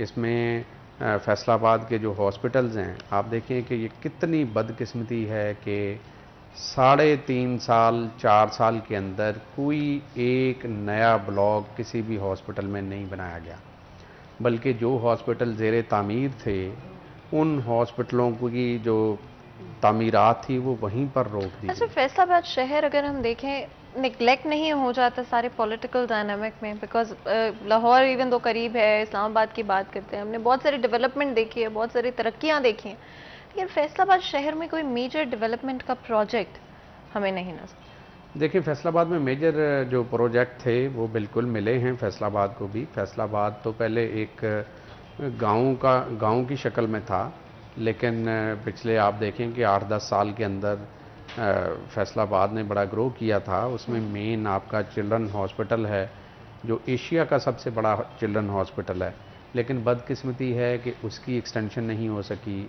उसका पहला फ़ेज़ बना दिया गया, लेकिन गवर्नमेंट चले गई, उसके बाद दूसरा फ़ेज़ जो है वो नहीं बन सका। इसी तरह हमने एक्सप्रेस वे बनाया था जो पूरे शहर की ट्रैफिक को लिंक करता है मोटरवे के साथ। बहुत अरबों रुपए का प्रोजेक्ट था, अल्लाह के फजल से हमने कंप्लीट करके दिया। उसमें 6 अंडरपास हैं। उसमें मेन आप देखें कि शहर की जो मेन ट्रैफिक है उसको कंट्रोल करने के लिए वो बड़ा संगे मील साबित हुआ है। उसके अलावा हमने ये झाल के फ्लाईओवर्स बनाए, उसमें हमने दोनों तरफ झाल के जो फ्लाईओवर्स थे उनको कंप्लीट करवाया। हालांकि बड़ा वो क्रिटिकल सिचुएशन थी उस वक्त जब नहर का पानी अंडरपास में आ जाता था। इसी तरह अब्दुल्लापुर का अंडरपास था, وہاں پہ ٹریفک ہمیشہ چوک ہوتی تھی، تو اس کو ہم نے کمپلیٹ کروایا. عبداللہ پور پل جو تھا اس کی رینوویشن کروائی. تو بڑے بڑے میگا پروجیکٹس ہم نے بنائے تو تھے. نئی یونیورسٹی بنائی، آپ کو جی سی یونیورسٹی کا کیمپس بنا کے دیا، جس میں ماشاءاللہ اب 20,000 جو اسٹوڈنٹ ہے وہ وہاں پہ تعلیم حاصل کر رہا ہے. اسی طرح ہم نے آپ کو گرلز ہاسٹل بنا کے دیا ایگریکلچر یونیورسٹی میں، جو ایشیا کا سب سے بڑا ہاسٹل ہے. اس کے علاوہ ہم نے آپ کو جو آپ کی مین شاہراہ تھیں وہ نئی بنا کر دیں. لیکن اب دیکھیں، یہ تو حکومت کا کام ہوتا ہے کہ اس کے M&R کے پیسے جو ڈسٹرکٹ کے ہوتے ہیں ان کو یوٹیلائز کرنا، روڈوں کی مینٹیننس کرنا، روڈوں کو دیکھ بھال کے لیے جو متعلقہ محکمہ جات ہے ان کو ایکٹیو رکھنا. لیکن بدقسمتی سے یہ پچھلے 4 سال میں یہ نہیں ہو سکا، جس کی وجہ سے ہمارا شہر جو ہے وہ پھر 5-7 سال جو ہے وہ پیچھے چلا گیا. لیکن اب ہم آپ کو یقین دلاتے ہیں کہ ہم اپنی پرائرٹی میں فیصل آباد شہر کی ترقی کو رکھیں گے. ہم فیصل آباد میں جتنے ادارے ڈسٹرکٹ گورنمنٹ کے زیر سایہ کام کر رہے ہیں، ہم ان اداروں کے سربراہوں کے ساتھ مل کر انشاءاللہ دن رات محنت کریں گے، جنگی بنیادوں پر کام کریں گے، اور انشاءاللہ شہریوں کو بہترین سہولیات جو ہیں وہ فراہم کرنے کی کوشش الیکشنز میں کریں گے. صرف 1.5 ایئر باقی ہے، کیا لگتا ہے اس دورانیے میں مینج کر پائیں گے جو عوام کی آپ سے ایکسپیکٹیشنز ہیں؟ نہیں، 1.5 نہیں ہے، یہ 1.25 ہے. بالکل، اس سے بھی کم عرصہ رہ گیا. ہاں، کم عرصہ رہتا ہے ابھی. لیکن انشاءاللہ ہم اپنی جو ڈائریکشن ہے، جو ملک کی ڈائریکشن ہے، جو ترقی کی ڈائریکشن ہے، انشاءاللہ آپ کو یہ یقین دلاتے ہیں کہ ہم انشاءاللہ اس کو بالکل سیدھا کریں گے. ہم نے تمام جماعتوں کو یہ واضح پیغام دیا ہے کہ ہم نے کسی سے انتقام نہیں لینا، کسی کے اوپر کیچڑ نہیں اچھالنا. ہم نے کوشش کرنی ہے کہ ہم اپنے حصے کا کام کریں. ہم عوام کو سہولت دینے کے لیے حکومت میں آئے ہیں. انشاءاللہ آپ دیکھیں گے، بلکہ آپ دیکھ رہے ہیں کہ ہم کافی دنوں سے متحرک ہو چکے ہیں، اور ہماری جو تجربہ کار ٹیم ہے وہ بالکل انہوں نے اپنے اپنے محاذ سنبھال لیے ہیں. اور انشاءاللہ آپ آنے والے دنوں میں دیکھیں گے کہ اس کے رزلٹ جو ہیں 2 سے 3 ماہ کے اندر آنا شروع ہو جائیں گے. اچھا، عوام کے بارے میں اگر ہم بات کرتے ہیں، کچھ میجر ایشوز جو کہ پچھلے کچھ عرصے میں کرونا کی وجہ سے بھی ہم نے دیکھا ہے. انفلیشن ایک ایسی چیز ہے جس سے ہر کسی پر امپیکٹ پڑتا ہے، چاہے آپ کسی بھی طبقے سے بلانگ کرتے ہیں، آپ چاہے اسٹوڈنٹ ہیں، چاہے بزنس مین ہیں، چاہے آپ جاب کے طبقے سے بلانگ کرتے ہیں. ہر ایسپیکٹ آپ کی زندگی کا انفلیشن کی وجہ سے، مہنگائی کی وجہ سے امپیکٹ ہوا ہے. آگے چلتے ہوئے کیا پلانز ہوں گی، کیا پالیسیز ہوں گی مہنگائی کو کنٹرول کرنے کی؟ دیکھیں، انفلیشن جو ہے وہ بالکل میں آپ کی بات سے ایگری کرتا ہوں کہ اس سے ہر پاکستانی جو ہے وہ متاثر ہے. ہر گھر میں آپ دیکھیں کہ بچے ڈگریاں ہاتھوں میں تھمائے مختلف اداروں کے چکر لگا رہے ہیں، لیکن ان کو نوکری جو ہے وہ بالکل نہیں مل رہی. تو ہماری حکومت نے نوکریوں کے لیے اور جو پرائیویٹ سیکٹر ہے اس کو مضبوط کرنے کے لیے پالیسی بنانا شروع کی ہے. ہم انڈسٹری ڈپارٹمنٹ، ہم ٹیپٹا اور دوسرے اداروں کو ساتھ ملا کے ہم کوشش کر رہے ہیں کہ کوئی ایسا پلان ترتیب دیں جس سے جو پڑھے لکھے نوجوان ہیں ان کو کوئی ایسی ٹریننگز دی جائیں تاکہ ان کو اداروں میں نوکریاں مل سکیں. اور معاشی طور پہ ہم جو ہمارا انڈسٹریل سیکٹر ہے اس کو ہم ریلیف دینے کے لیے سوچ رہے ہیں. اور یہ جو بجٹ بنائیں گے ہم، اس بجٹ میں ہم جو پاکستان کی انڈسٹری ہے، جو پاکستان کی ریڑھ کی ہڈی ہے، انشاءاللہ اس کو ہم مضبوط کرنے کے لیے کام کریں گے. اور ہماری جو مختلف چیمبرز کے صدور ہیں ان کے ساتھ بھی میٹنگ چل رہی ہیں، ان کے ساتھ بھی ہم ان سے بھی آؤٹ پٹ لے رہے ہیں.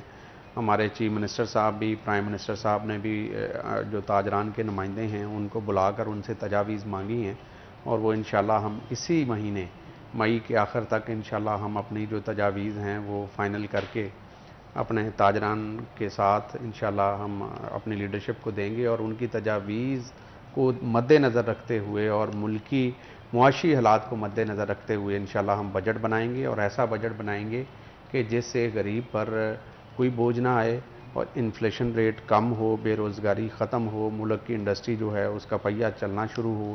اس طرح کی پالیسی ہم انشاءاللہ لانا چاہ رہے ہیں. بالکل ٹھیک ہو گیا. اور اگر ہم اوور آل بات کرتے ہیں اس وقت جو صورتحال ہے پولیٹیکل انسٹیبلٹی کی وجہ سے، یہ تو ماننا پڑے گا کہ اکانومی پہ کافی زیادہ اوور آل ہمارے امپیکٹ پڑا ہے، جہاں پر ایک طرف پالیسیز بڑی امپورٹنٹ ہیں आई थिंक एक पॉलिटिकल स्टेबिलिटी वापस लेकर आना, लोगों में वो सेंस ऑफ सिक्योरिटी वापस लेकर आना भी बहुत ज़रूरी है। देखिए, हमारा जो फॉरेन इन्वेस्टर था वो तकरीबन हम पर बदइत्मादी करके जा चुका है। अब उनके एतमाद को बहाल करना ये हुकूमत का काम है, हुकूमत की पॉलिसियों का काम है।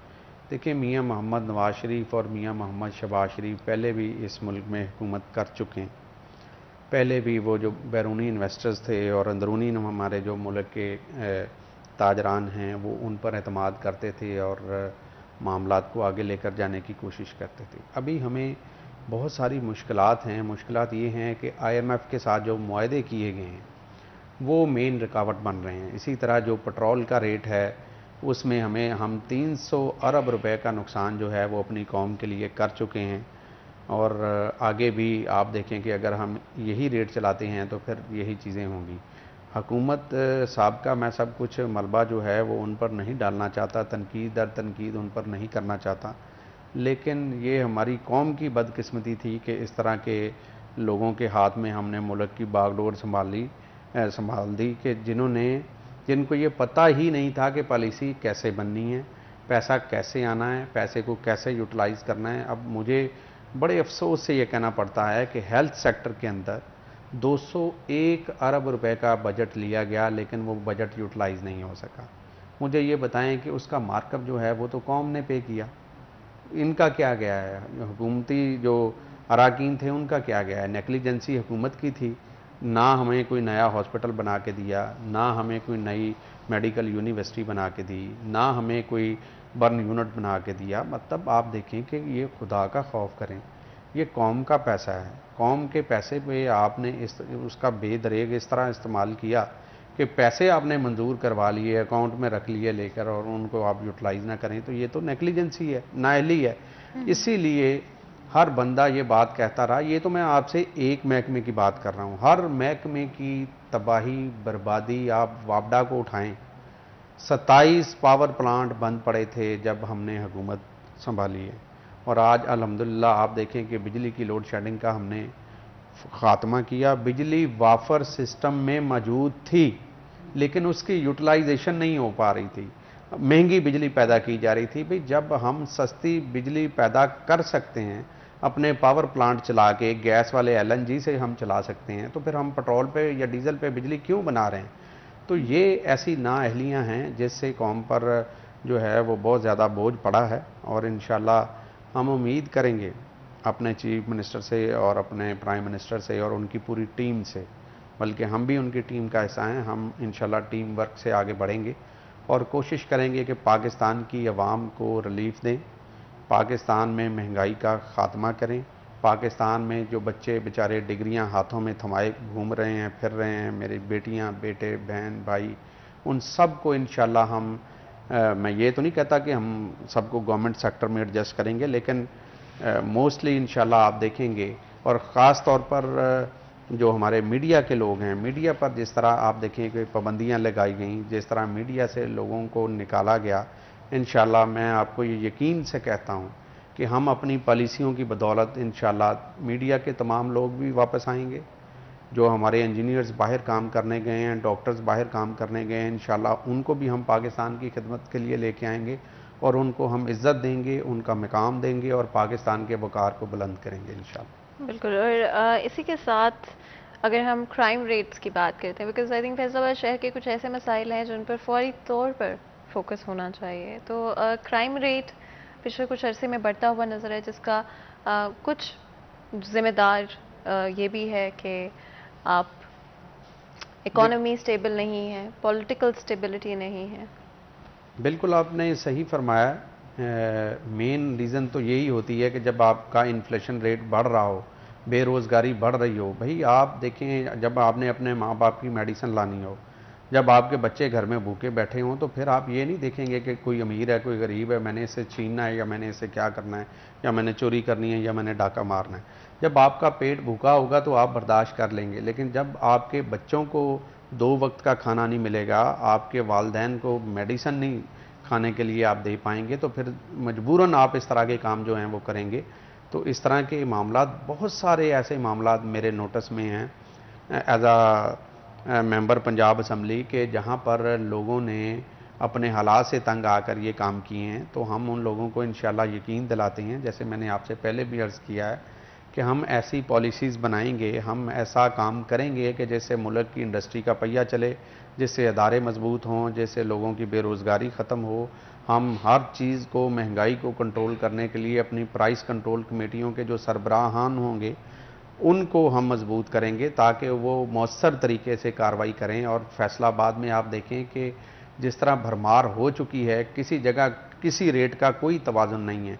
मैं रोज़ मार्केट में जाता हूँ तो वहाँ पर देखता हूँ एक जगह से चीज़ 40 रुपये मिल रही है, अगली जगह 80 रुपये वही चीज़ मिल रही है। अच्छा, इसके पीछे क्या वजह रही है? ये जो फ्लक्चुएशंस हमने रेट्स में कंसिस्टेंटली देखें, चाहे हम पेट्रोलियम प्राइसेस की भी बात कर ले, तो जो रीसेंट डीजल की शॉर्टेज एक्सपीरियंस हुई मुल्क में, उसकी भी बात करते हैं।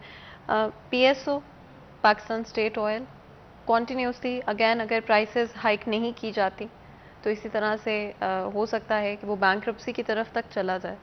बड़ी ज़रूरी चीज़ें हैं, आवाम परेशान भी है और चाहती है कि चीज़ें बेहतर हों, लेकिन किस तरह? देखिए, अदारे आलमोस्ट जो हैं वो तबाही के दहाने पे खड़े हैं, मैं इस बात से डिनाई नहीं करता। आप PSO को उठाएं, आप वापडा को उठाएं, आप सुई नादरन को उठाएं, आप जिस भी महकमे में आप हाथ डालें वो तबाही के दहाने पे खड़ा है।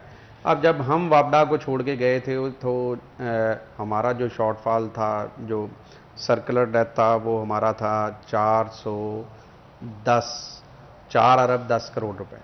लेकिन आज आप देखें कि 2570 अरब रुपए 2570 अरब रुपए का सर्कुलर डेथ चल रहा है, जो पेमेंटें वापडा ने अदा करनी है। अब मुझे ये बताएं, जब महकमों की पोजीशन ये होगी, 3 सूबे हमारे जो हैं वो ना बलोचिस्तान से हमें पैसे मिल पा रहे हैं बिजली के, ना हमें सिंध से हमारी जो कंपनीज़ हैं वो कलेक्शन कर पा रही हैं। इसी तरह आप KP का देख लें तो KP में भी कुछ फीडर ऐसे हैं जो 90% बिजली चोरी हो रही है वहाँ पे। लेकिन हम पंजाब के लोग आप देखें कि ज़्यादा से ज़्यादा बिल भी देते हैं, ज़्यादा से ज़्यादा टैक्स भी देते हैं, सब कुछ करते हैं, लेकिन उसके बावजूद फिर हम पर उंगलियां उठाई जाती हैं। तो मैं ये समझता हूँ इस तरह का काम नहीं होना चाहिए। बिल्कुल जो नुकसानात गवर्नमेंट के अदारों के जिस जिस जगह से भी हो रहे हैं, उस लीकेज को हमें बंद करना है, हमें उसको रोकना है, उसके सामने दीवार बन के खड़े होना है मजबूती के साथ। अगर एक हुकूमत मजबूत होगी तो वो इन चीज़ों को रोक सकेगी, अगर कमज़ोर हुकूमत होगी तो वो बिल्कुल नहीं रोक सकेंगे। हमारे कायद मियाँ मोहम्मद नवाज शरीफ साहब ने बिल्कुल कैटेगोरिकली पाकिस्तान पीपल्स पार्टी को, ANP को, मौलाना फजलुर रहमान साहब को, तमाम पार्टियों को बैठाकर ये बात की है कि खुदा के लिए पाकिस्तान के लिए काम करें, पाकिस्तान की तरक्की के लिए काम करें, पाकिस्तान की आवाम को खुशहाल करने के लिए काम करें। जब कौम खुशहाल हो जाएगी, पाकिस्तान अपनी तरक्की की राह पे चल पड़ेगा, तो फिर आप अपनी अपनी सियासत पे जिस तरफ मर्जी जाइएगा।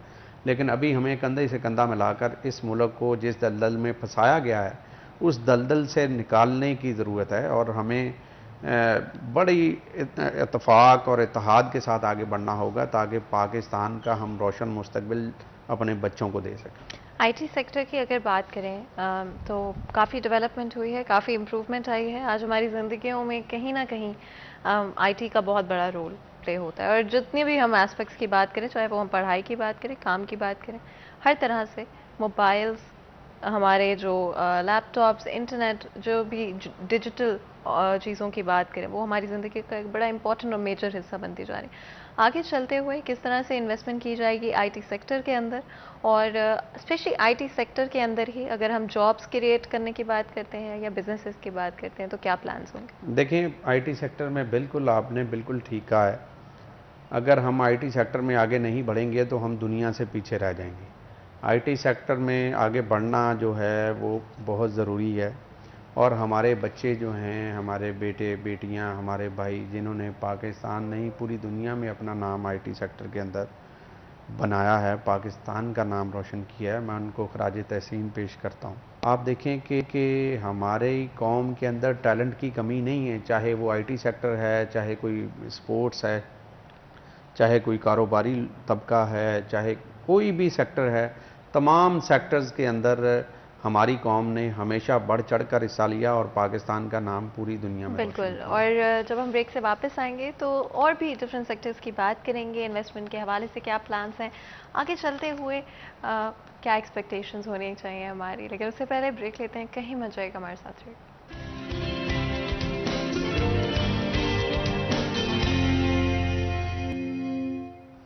Welcome back. سیریز 10 میں ایک دفعہ پھر آپ کو خوش آمدید کہتے ہیں. بہت ہی خاص مہمان آج ہمارے ساتھ اسٹوڈیو میں موجود ہیں. بریک میں جانے سے پہلے آئی ٹی سیکٹر کے حوالے سے بات کر رہے تھے, کیا پلانس ہوں گے, اور جہاں پر ایک طرف ہم نے بہت سارے میجر پولیٹیکل چینجز دیکھے ہیں, ان کا عوام کے لیے کس طرح سے امپیکٹ ہوگا, اور عوام کو آگے چلتے ہوئے کیا ایکسپیکٹیشنز رکھنی چاہیے. فیصل آباد شہر کی اگر ہم بات کرتے ہیں تو ہماری ڈفرینٹ انڈسٹریز بھی ان پولیٹیکل چینجز کی وجہ سے امپیکٹ ہوئی ہیں. اینڈ آئی تھنک ہر کوئی جاننا چاہتا ہے کہ اس موجودہ گورنمنٹ کے کیا پلانس ہیں اور کس طرح سے جو ان کی مشکلات ہیں ان کو آسان کیا جائے گا. And at the end of the day عوام کی مشکلات کو آسان کرنا سب سے زیادہ ضروری ہے کہ سب سے پہلے پرائیورٹائز کیا جائے نہ ہی پاور کو, نہ ہی کسی اور چیز کو, بلکہ اس بات کو کہ کیا عوام کے مسائل حل ہو رہے ہیں. اپنی گفتگو کو آگے بڑھاتے ہوئے چلتے ہیں دوبارہ سے ایک دفعہ آئی ٹی انڈسٹری کے حوالے سے ہم نے تھوڑی سی بات کی, لیکن فیصل آباد شہر کی اگر ہم انڈسٹری بات کرتے ہیں, پچھلے کچھ عرصے میں کرونا کی وجہ سے ہمیں ایک ایڈوانٹیج ملا, جس کی وجہ سے ہم نے امپروومنٹ دیکھی کئی ساری چیزوں میں, اور اسی سائٹ پہ بہت سارے ایسے ایریاز بھی دیکھے جس طرح سے امبرائڈری سیکٹر ہو گیا جہاں پر کمپلیٹلی نیگلیکٹ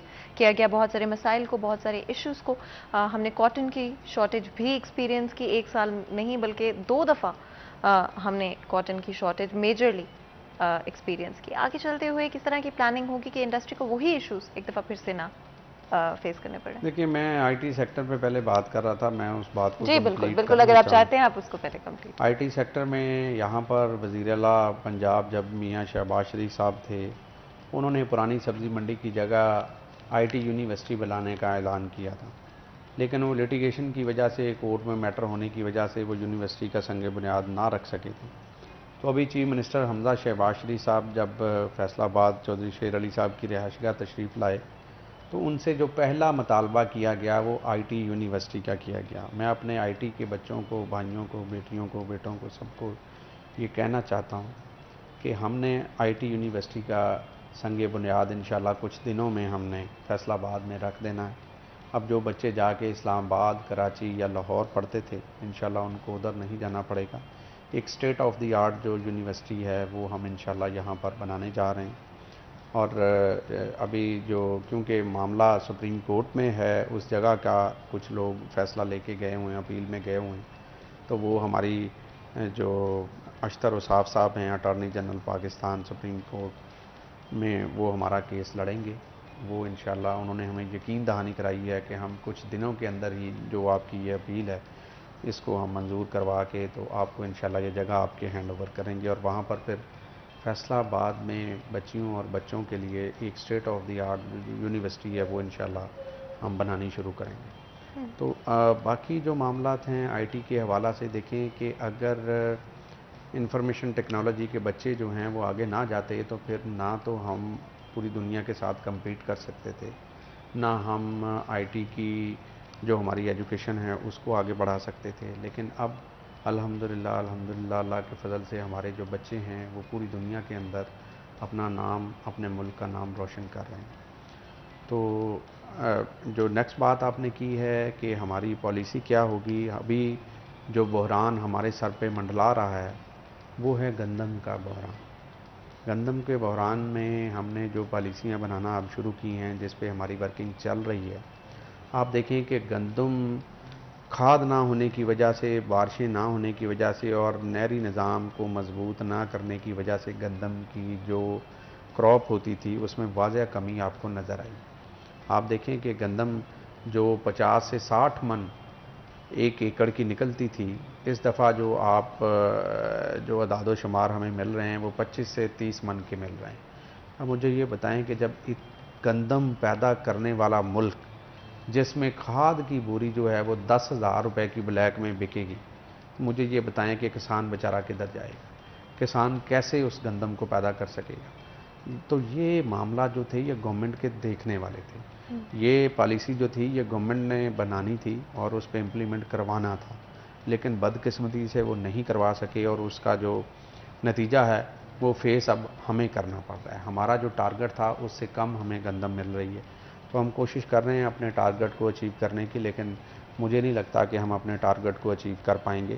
لیکن ایک خوش آئند بات ہے کہ پرائم منسٹر پاکستان میاں شہباز شریف صاحب نے اس کو بڑی سختی سے عمل درآمد کروانے کے لیے کہ ایک ضلع سے دوسرا ضلع جو گندم ہے یا جو باہر بھیجنے والے لوگ تھے ان کو انہوں نے بڑی سختی سے روکا ہے، آہنی ہاتھوں سے روکا ہے۔ انہوں نے کہا ہے کہ گندم کے ایکسپورٹ کے اوپر لمیٹیشنز لگائی جا رہی ہیں، بالکل لگا دی ہیں، اور کسی صورت بھی افغانستان یا دوسرے کسی ملک کو جو ہے وہ گندم گورنمنٹ کی اجازت کے بغیر جو ہے وہ نہیں جائے گی، کیونکہ پہلے ہم اپنے لوگوں کا جو کوٹا ہے اس کو پورا کریں گے، اپنی عوام کو پورا کریں گے۔ اگر اس میں بھی کوئی کمی ہوتی ہے تو اس کو پیش نظر رکھتے ہوئے پرائم منسٹر نے حکم دیا ہے کہ فوری طور پر جتنی بھی ہم نے درآمد کرنی ہے وہ ہم درآمد کریں گے انشاءاللہ۔ اور دوسری بات یہ ہے کہ جو آپ نے بات کی ہے کہ مختلف محکموں کی آپ کیا پالیسی بنانا جا رہے ہیں، آپ کیسے کام کریں گے، تو ہمارا کیونکہ یہ فیصل آباد جو ہے یہ ٹیکسٹائل سیکٹر سے منسلک ہے، یہاں پر جو چھوٹی بڑی انڈسٹری جو ہے وہ بہت زوال کا شکار ہو چکی ہے۔ آپ دیکھیں کہ چھوٹی لوموں والے جو لوگ ہیں وہ بیچارے بھوکے مر رہے ہیں، ان کا کوئی پرسان حال نہیں۔ بڑی لومیں والے جو ہیں وہ ٹھیک جا رہے ہیں، صرف ایکسپورٹ انڈسٹری جو ہے، ایکسپورٹرز کو راضی کرنے کے لیے گورنمنٹ نے ساری پالیسیاں تو بنا دی، لیکن باقی سب سٹیل سیکٹر کو بٹھا دیا آپ نے تعمیری سیکٹر کو بٹھا دیا۔ سیمنٹ کا ریٹ آپ نے 1000 روپے کی بوری، مجھے یہ بتائیں ایک غریب آدمی اپنے گھر کی چھت کیسے ڈالے گا؟ 200 روپے کلو آپ نے سریا کر کے رکھ دیا ہے، مجھے یہ بتائیں کہ ایک غریب آدمی کیسے اپنے گھر کی چھت ڈالے گا؟ تو یہ ساری جو پالیسیز ہیں اس کو ریویو کر کے ہم انشاءاللہ کوشش کریں گے کہ ڈالر کے ریٹ کو بھی نیچے لے کے آئیں، اور یہ تمام چیزیں جو ہیں، کھاد کا ریٹ ہو گیا، سیمنٹ کا ریٹ ہو گیا، گندم کا ریٹ ہو گیا، یہ تمام جو ریٹس ہیں ہم کوشش کر رہے ہیں کہ اس کو کم از کم ہم منیمائز کریں اور کوشش کریں کہ عوام کی پہنچ کے اندر ہو۔ جو عوام بے چینی کا شکار ہے، بے سکونی کا شکار ہے، انشاءاللہ ہم اپنی عوام کو یہ یقین دلاتے ہیں کہ اللہ کے فضل سے، اللہ کے کرم سے ہم تمام پولیٹیکل پارٹیز مل کر سر جوڑ کر بیٹھ کر انشاءاللہ ان معاملات کا کوئی نہ کوئی حل ضرور نکالیں گے۔ بالکل، ہم نے ڈفرینٹ ایسپیکٹس کو کور کرنے کی کوشش کی ہے، اینڈ آئی تھنک کافی بہتر طریقے سے بہت سارے ایشوز کو ہم ڈسکس کر بھی پائے ہیں۔ آپ کے خیال میں ابھی بھی کہاں پر اور کون سے سیکٹرز میں گنجائش ہے جہاں پر بہتر طریقے سے پالیسی میکنگ کی جا سکتی ہے آگے چلتے ہوئے عوام کے ریلیف کے لیے، چاہے ہم وہ ٹیکسیشن کے حوالے سے بات کریں یا ڈفرینٹ طرح کے ایشوز جو کہ آپ چاہیں گے کہ حل ہو سکے؟ دیکھیں، ٹیکس سیکٹر کے جو آپ نے نشاندہی کی ہے، ایف بی آر کے ایشوز بالکل ہیں، تاجران کے کو خدشات بھی ہیں، مل کر ان کو بٹھا کر ایک ٹیبل پہ بٹھا کے ان کو آن بورڈ کرنا چاہیے۔ ان کے جو بہتر طریقے سے جو پالیسی بن سکتی ہے، جو مل کر بن سکتی ہے، وہ بالکل لینی چاہیے، اور اس میں ہم نے اپنے وزیر خزانہ مفتاح اسماعیل صاحب کو ریکویسٹ بھی کی ہے کہ فیصل آباد کے تاجران کو نمائندگی دی جائے وہاں پر، اور ان کو ایکسیس دی جائے تاکہ وہ بیٹھ کے آپ کو بجٹ کی تجاویز جو ہیں وہ دے سکیں۔ جیسے میں نے پہلے بھی اپنی گفتگو میں عرض کیا کہ ہم پاکستان کے تمام سٹیک ہولڈرز کو بلا کر ایک ٹیبل پہ بٹھا کے ہم ان سے ڈسکس کریں گے، ان سے ڈسکس کر کے معاملات کو جتنا ہم بہتر طریقے سے ہینڈل کر سکیں انشاءاللہ ہم کریں گے۔ اور رہی بات فیصل آباد کے حوالے سے، جیسے میں نے پہلے بات کی ہے کہ جو سیکٹرز ہیں جس کی بھی نشاندہی ہوگی، جو لوگ ہمارے ساتھ بھی رابطے میں ہیں، وہ تمام کے تمام سوشل سیکیورٹی ہے، دوسرے لیبرز کے ایشو ہیں، ہاسپٹلز کے ایشو ہیں، یہ تمام کے تمام جو ایشوز ہیں ان کو ہم انشاءاللہ مل بیٹھ کر ڈی سی سی کے اندر فیصل آباد کی تعمیر و ترقی کے حوالے سے بھی ہے، وہ معاملات کو بھی انشاءاللہ ہم حل کرنے کی کوشش کریں گے۔ لونز کے حوالے سے بھی کافی پروگریس ایک طرح سے ہم نے دیکھی، لیکن امپلیمنٹیشن میں اتنی نہیں ہو سکی۔ آج ہم چاہتے ہیں اگر کہ ہماری اکانومی گرو کرے تو اس کے لیے ضروری ہے کہ نوجوان کی مدد کی جائے اور بزنسز سیٹ اپ کیا جائے، نئے آئیڈیاز، نئے انوویٹیو آئیڈیاز کو، کریٹیو آئیڈیاز کو آگے لے کر آیا جائے۔ اس کے لیے ضروری ہے کہ کسی نہ کسی طرح کے لونز ان کے لیے اویلیبل ہوں، اور ایون دو یہ آلریڈی چیز ان دا پروسیس ہے اور اس پر کام بھی کیا گیا، لیکن امپلیمنٹیشن کے اندر اتنا اس کا امپیکٹ نہیں آ سکا جتنا کہ ہونا چاہیے تھا۔ دیکھیں، آپ نے بالکل صحیح فرمایا ہے کہ پہلے میٹنگز تو ہوئی ہیں، لیکن جو بھی باتیں طے کی جاتی تھیں ان پر امپلیمنٹ نہیں کیا جاتا تھا۔ لیکن اب میں یقین دلاتا ہوں کہ نوجوانوں کو، اپنے چھوٹے بھائیوں کو، اپنے بچوں کو انشاءاللہ ہم آپ کے مستقبل کے لیے، آپ کے کنٹری کے لیے، آپ کے شہر کے لیے انشاءاللہ ہم اپنا کردار ادا کریں گے۔ پنجاب اسمبلی کے فلور پر بھی یہ آواز اٹھائی جائے گی، اور وہاں سے پالیسیز ہیں جو عوام دشمن پالیسیز ہیں ان کو ختم کروایا جائے گا، اور عوام دوست پالیسیوں کو انشاءاللہ اپنایا جائے گا۔ میں یہ یقین دلاتا ہوں کہ اپنے ہم نوجوانوں کو کہ جو ان کی اسکالرشپیں بند کی گئی تھیں، ان کے جو مالی سپورٹ ہوتی تھی وہ بند کی گئی تھی پنجاب گورنمنٹ کی طرف سے، انشاءاللہ ہم پرائرٹی کے اندر اسی بجٹ کے اندر یہ میں آن ریکارڈ کہہ رہا ہوں کہ اسی بجٹ کے اندر انشاءاللہ ہم تمام اسکالرشپیں بحال کریں گے۔ اپنے بچوں کو آگے بڑھنے کے لیے، ترقی کرنے کے لیے ہم مواقع پیدا کریں گے۔ اپنے جو نوجوان ہیں ہمارے، ان کو گورنمنٹ پوری سپورٹ دے گی، ان کو آسان شرائط پر قرضے بھی ہم دیں گے، اور ہم کوشش کریں گے کہ گریجویٹس کو ہم زمینیں بھی الاٹ کریں، کیونکہ جو ایگری گریجویٹس ہیں ان کو ہم نے ایک پچھلی گورنمنٹ کے اندر ایک منصوبہ جو تھا وہ دیا تھا، لیکن وہ منصوبے پر عمل نہیں ہو پایا تھا۔ لیکن آج میں یہ یہاں پر آپ کے فورم پہ یہ اعلان کرتا ہوں کہ ہم پنجاب اسمبلی کے اندر اس ایشو کو ٹیک اپ کریں گے۔ اور یہ بڑا آپ نے ایک امپورٹنٹ بات ہائی لائٹ کی ہے، اینڈ آئی ایم شیور کہ بہت سارے لوگ جو دیکھ رہے ہوں گے اور جاننا چاہیں گے اس منصوبے کے، اس جو ایڈوائز آپ دینا چاہ رہے ہیں اس کے بارے میں۔ لیکن اس سے پہلے بریک لے لیتے ہیں، چھوٹا سا بریک لیتے ہیں، کہیں مت جائے گا، ہمارے ساتھ رہے۔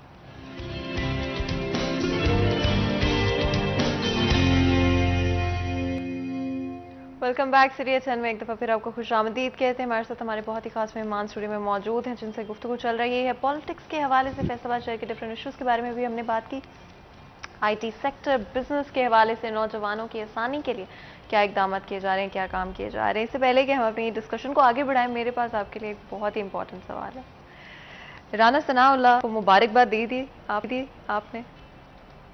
کس کو؟ رانا ثناء اللہ کو دے چکے ہیں مبارکباد؟ میرا بالکل، ہماری پارٹی کے وہ پنجاب کے صدر ہیں، اور ہماری پارٹی کی طرف سے ان کو مبارکباد دی گئی۔ آپ نے دی؟ نہیں، میرا ان سے کوئی بنتی نہیں ہے، اس لیے میرا دینا بنتا نہیں۔ اچھا، ہم دیکھیں سیاسی اختلاف ہوتا ہے، پارٹی کے اندر اگر سیاسی اختلاف نہیں ہوں گے تو آپ آگے نہیں بڑھ سکیں گے۔ تو یہ جو اسپیشل سوال ابھی تک آپ لوگوں نے اپنے سارٹ آؤٹ نہیں کیے، کوئی بات چیت نہیں ہوئی اپنے اختلافات سارٹ آؤٹ کرنے کی؟ دیکھیں، ہمارے کوئی اختلافات ایسے نہیں ہیں کہ ہمیں دیکھیں شیر علی صاحب بھی اور ثناء اللہ بھی دونوں میاں محمد نواز شریف کی قیادت پر اعتماد کرتے ہیں، میاں شہباز شریف کی قیادت پہ اعتماد کرتے ہیں، تو ہم سب ان کی قیادت میں متحد ہیں۔ یہ ہماری ہلکی پھلکی نوک جھوک چلتی رہتی ہے، وہ چلتی رہنی چاہیے، اس سے جو کارکن ہیں وہ بھی خوش رہتے ہیں اور آپ کو بھی سوال کرنے کا موقع ملتا رہتا ہے۔ کیا کابینہ میں آپ کو وزارت ملنے کے کوئی چانسز ہیں؟ دیکھیں، یہ پارٹی لیڈرشپ کا فیصلہ ہے، اور پارٹی اگر جو چاہے گی جس کو ذمہ داری دینے کے لیے وہ ضرور فیصلہ کرے گی، اور ہمیں کوئی اعتراض نہیں ہوگا کسی بھی فیصلے پہ، پارٹی کے کسی بھی فیصلے پہ۔ اگر پارٹی چاہے گی کہ ہمیں کابینہ میں کام کروانا ہے یا شہر میں کام کروانا ہے، حلقے میں کام کروانا ہے، تو ہم حاضر ہیں، ہم پارٹی کے لیے 24 آور حاضر ہیں۔ میں آپ سے یہ بھی پوچھنا چاہتی ہوں کہ ہم نے یہ جو پولیٹیکل انسٹیبلٹی دیکھی ہے پاکستان کے اندر، اس میں ایک بڑی عام سی بات ہے کہ جو بھی پارٹی اقتدار میں آتی ہے لوگوں کی لائلٹیز بڑی جلدی بدل جاتی ہیں، بڑی جلدی وہی لوگ جو کہ ایک دن ایک پارٹی کے سپورٹر ہوتے ہیں وہ اگلے دن کسی اور پارٹی کے ساتھ جڑ جاتے ہیں۔ اس کے بارے میں آپ کیا کہیں گے؟ نہیں، آپ نے اگلے دن کی بات تو ایک دن بعد 24 گھنٹے بعد کی کر دی ہے۔ میں نے تو ایسے لوگوں کو بھی دیکھا ہے کہ وہ ایک ہار لے کر آئے ہوتے ہیں، وہ دیکھتے ہیں کہ جب جی طاہر جمیل جیت گیا ہے اور میرا مخالف ہار گیا، وہ اس کا بندہ ہوتا ہے لیکن وہ ہار میرے گلے میں ڈال جاتا ہے۔ تو یہ تو پلک جھپکنے کی بات ہوتی ہے۔ ہمارے پاس کچھ لوگ ایسے بھی آ رہے ہیں دفتروں میں کہ جنہوں نے ہماری مخالفت کی تھی۔ دیکھیں، ہم پولیٹیکل مائنڈ کے بندے ہیں اور ہم اس طرح کے لوگوں کو بھی خوش آمدید کہتے ہیں۔ ہمیں جو مینڈیٹ ملتا ہے وہ پورے حلقے کا ملتا ہے، پورے صوبے کا ملتا ہے، پورے ملک کا ملتا ہے۔ اب نواز شریف صاحب، شہباز شریف صاحب یا حمزہ شہباز شریف صاحب جو ہیں، وہ دیکھیں اب چیف منسٹر اور پرائم منسٹر بنے ہیں تو ان کو پورے پاکستان کا اور پورے پنجاب کا مینڈیٹ ملا ہے. اگر وہ کہیں کہ میں اکیلے لاہور کے لوگوں کا کام کروں گا اور باقی شہروں کے لوگوں کا کام نہیں کروں گا تو یہ مناسب نہیں ہوگا. تو جب چیف منسٹر یا پرائم منسٹر بنتا ہے تو وہ پورے ملک کا یا پورے صوبے کا بنتا ہے. اسی طرح ایم پی اے یا ایم این اے وہ اپنے حلقے کے تمام لوگوں کا بنتا ہے. تو اس کو چاہیے کہ ایکولی تمام لوگوں کو ٹریٹ کرے. اور میں بھی یہی کوشش کرتا ہوں اپنی کانسٹیچوئنسی کے اندر کہ ان لوگوں کو میں نے ابھی کل واسا کے ساتھ اور سالڈ ویسٹ مینجمنٹ کے ساتھ اور ڈپٹی کمشنر کے ساتھ میٹنگ کی ہے. میں نے ان کو یہ بات کہی ہے, یہ بلکہ اچھا کیا ہے آپ نے یہ سوال کیا ہے. میں قطعاً ایسا نہیں چاہتا کہ آپ پی ٹی آئی والوں کا دروازہ چھوڑ دیں اور جو مسلم لیگ نون والے جو ہیں ان کا آپ کام کریں اور پی ٹی آئی کا کام نہ کریں. ہم کہتے ہیں کہ شہر کی ترقی ایکول ہونی چاہیے. اگر میری گلی بنے گی تو پھر پی ٹی آئی والے کی بھی گلی بنے گی. اگر میرے محلے میں کوئی ترقیاتی کام ہوگا تو پھر پی ٹی آئی والے کے ترقیاتی کام بھی حلقے میں ہوگا. ہم ایکول شہر کی انشاءاللہ ترقی کریں گے. ہم نے پہلے بھی یہ ثابت کیا تھا. پہلے یہاں سے شیخ خرم صاحب ہوتے تھے ایم پی اے اکلوتے پاکستان تحریک انصاف کے. ہم نے ان کے حلقے میں 1.5 ارب روپے جو ترقیاتی کام تھے وہ لگائے تھے. لیکن وہ میں نہ مانوں کی ریٹ لگاتے ہیں, ہمیشہ جھوٹ بولتے ہیں, کہتے ہیں کہ جی نہیں میرے حلقے میں کوئی پیسہ نہیں لگا.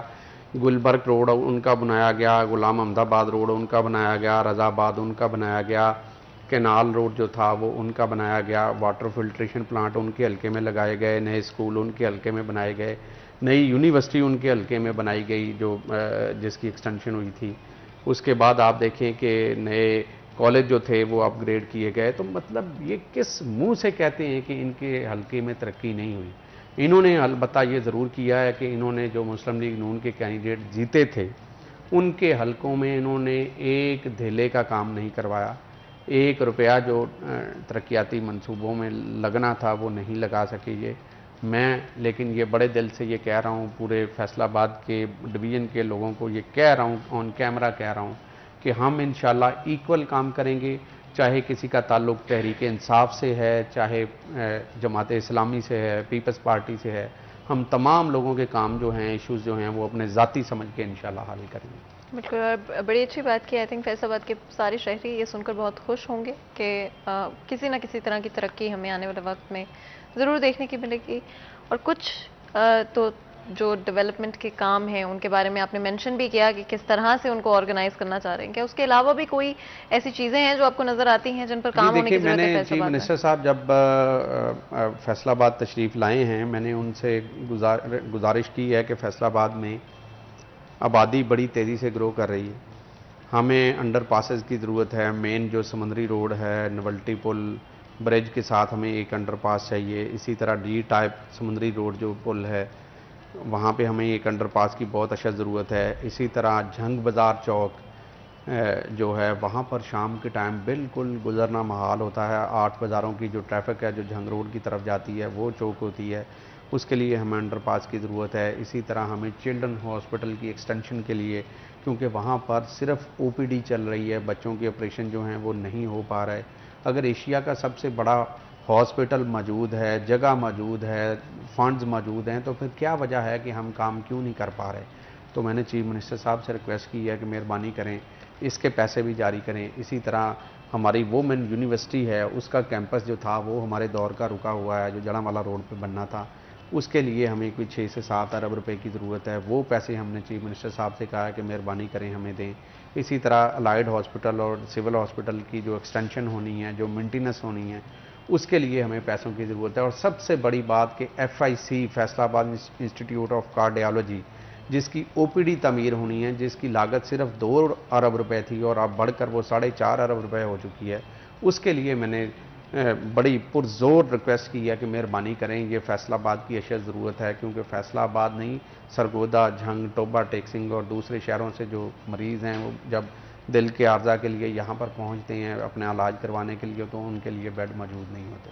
تو اسی پر میں آپ یہ بھی بتانا چاہوں گا کہ آج بھی میرا سول ہاسپٹل ایک وزٹ ہوا تھا, اس میں مجھے بڑا افسوس ہوا ہے کہ 80 بیڈ کی جو ایمرجنسی تھی सिविल हॉस्पिटल में जो हार्ट के मरीज़ों के लिए मुख्तस थी उसको कोरोना वार्ड में मुंतकिल किया गया, लेकिन अब कोरोना का वहाँ पे कोई पेशेंट नहीं है, किसी कोरोना के मरीज़ का वहाँ पे इलाज नहीं हो रहा।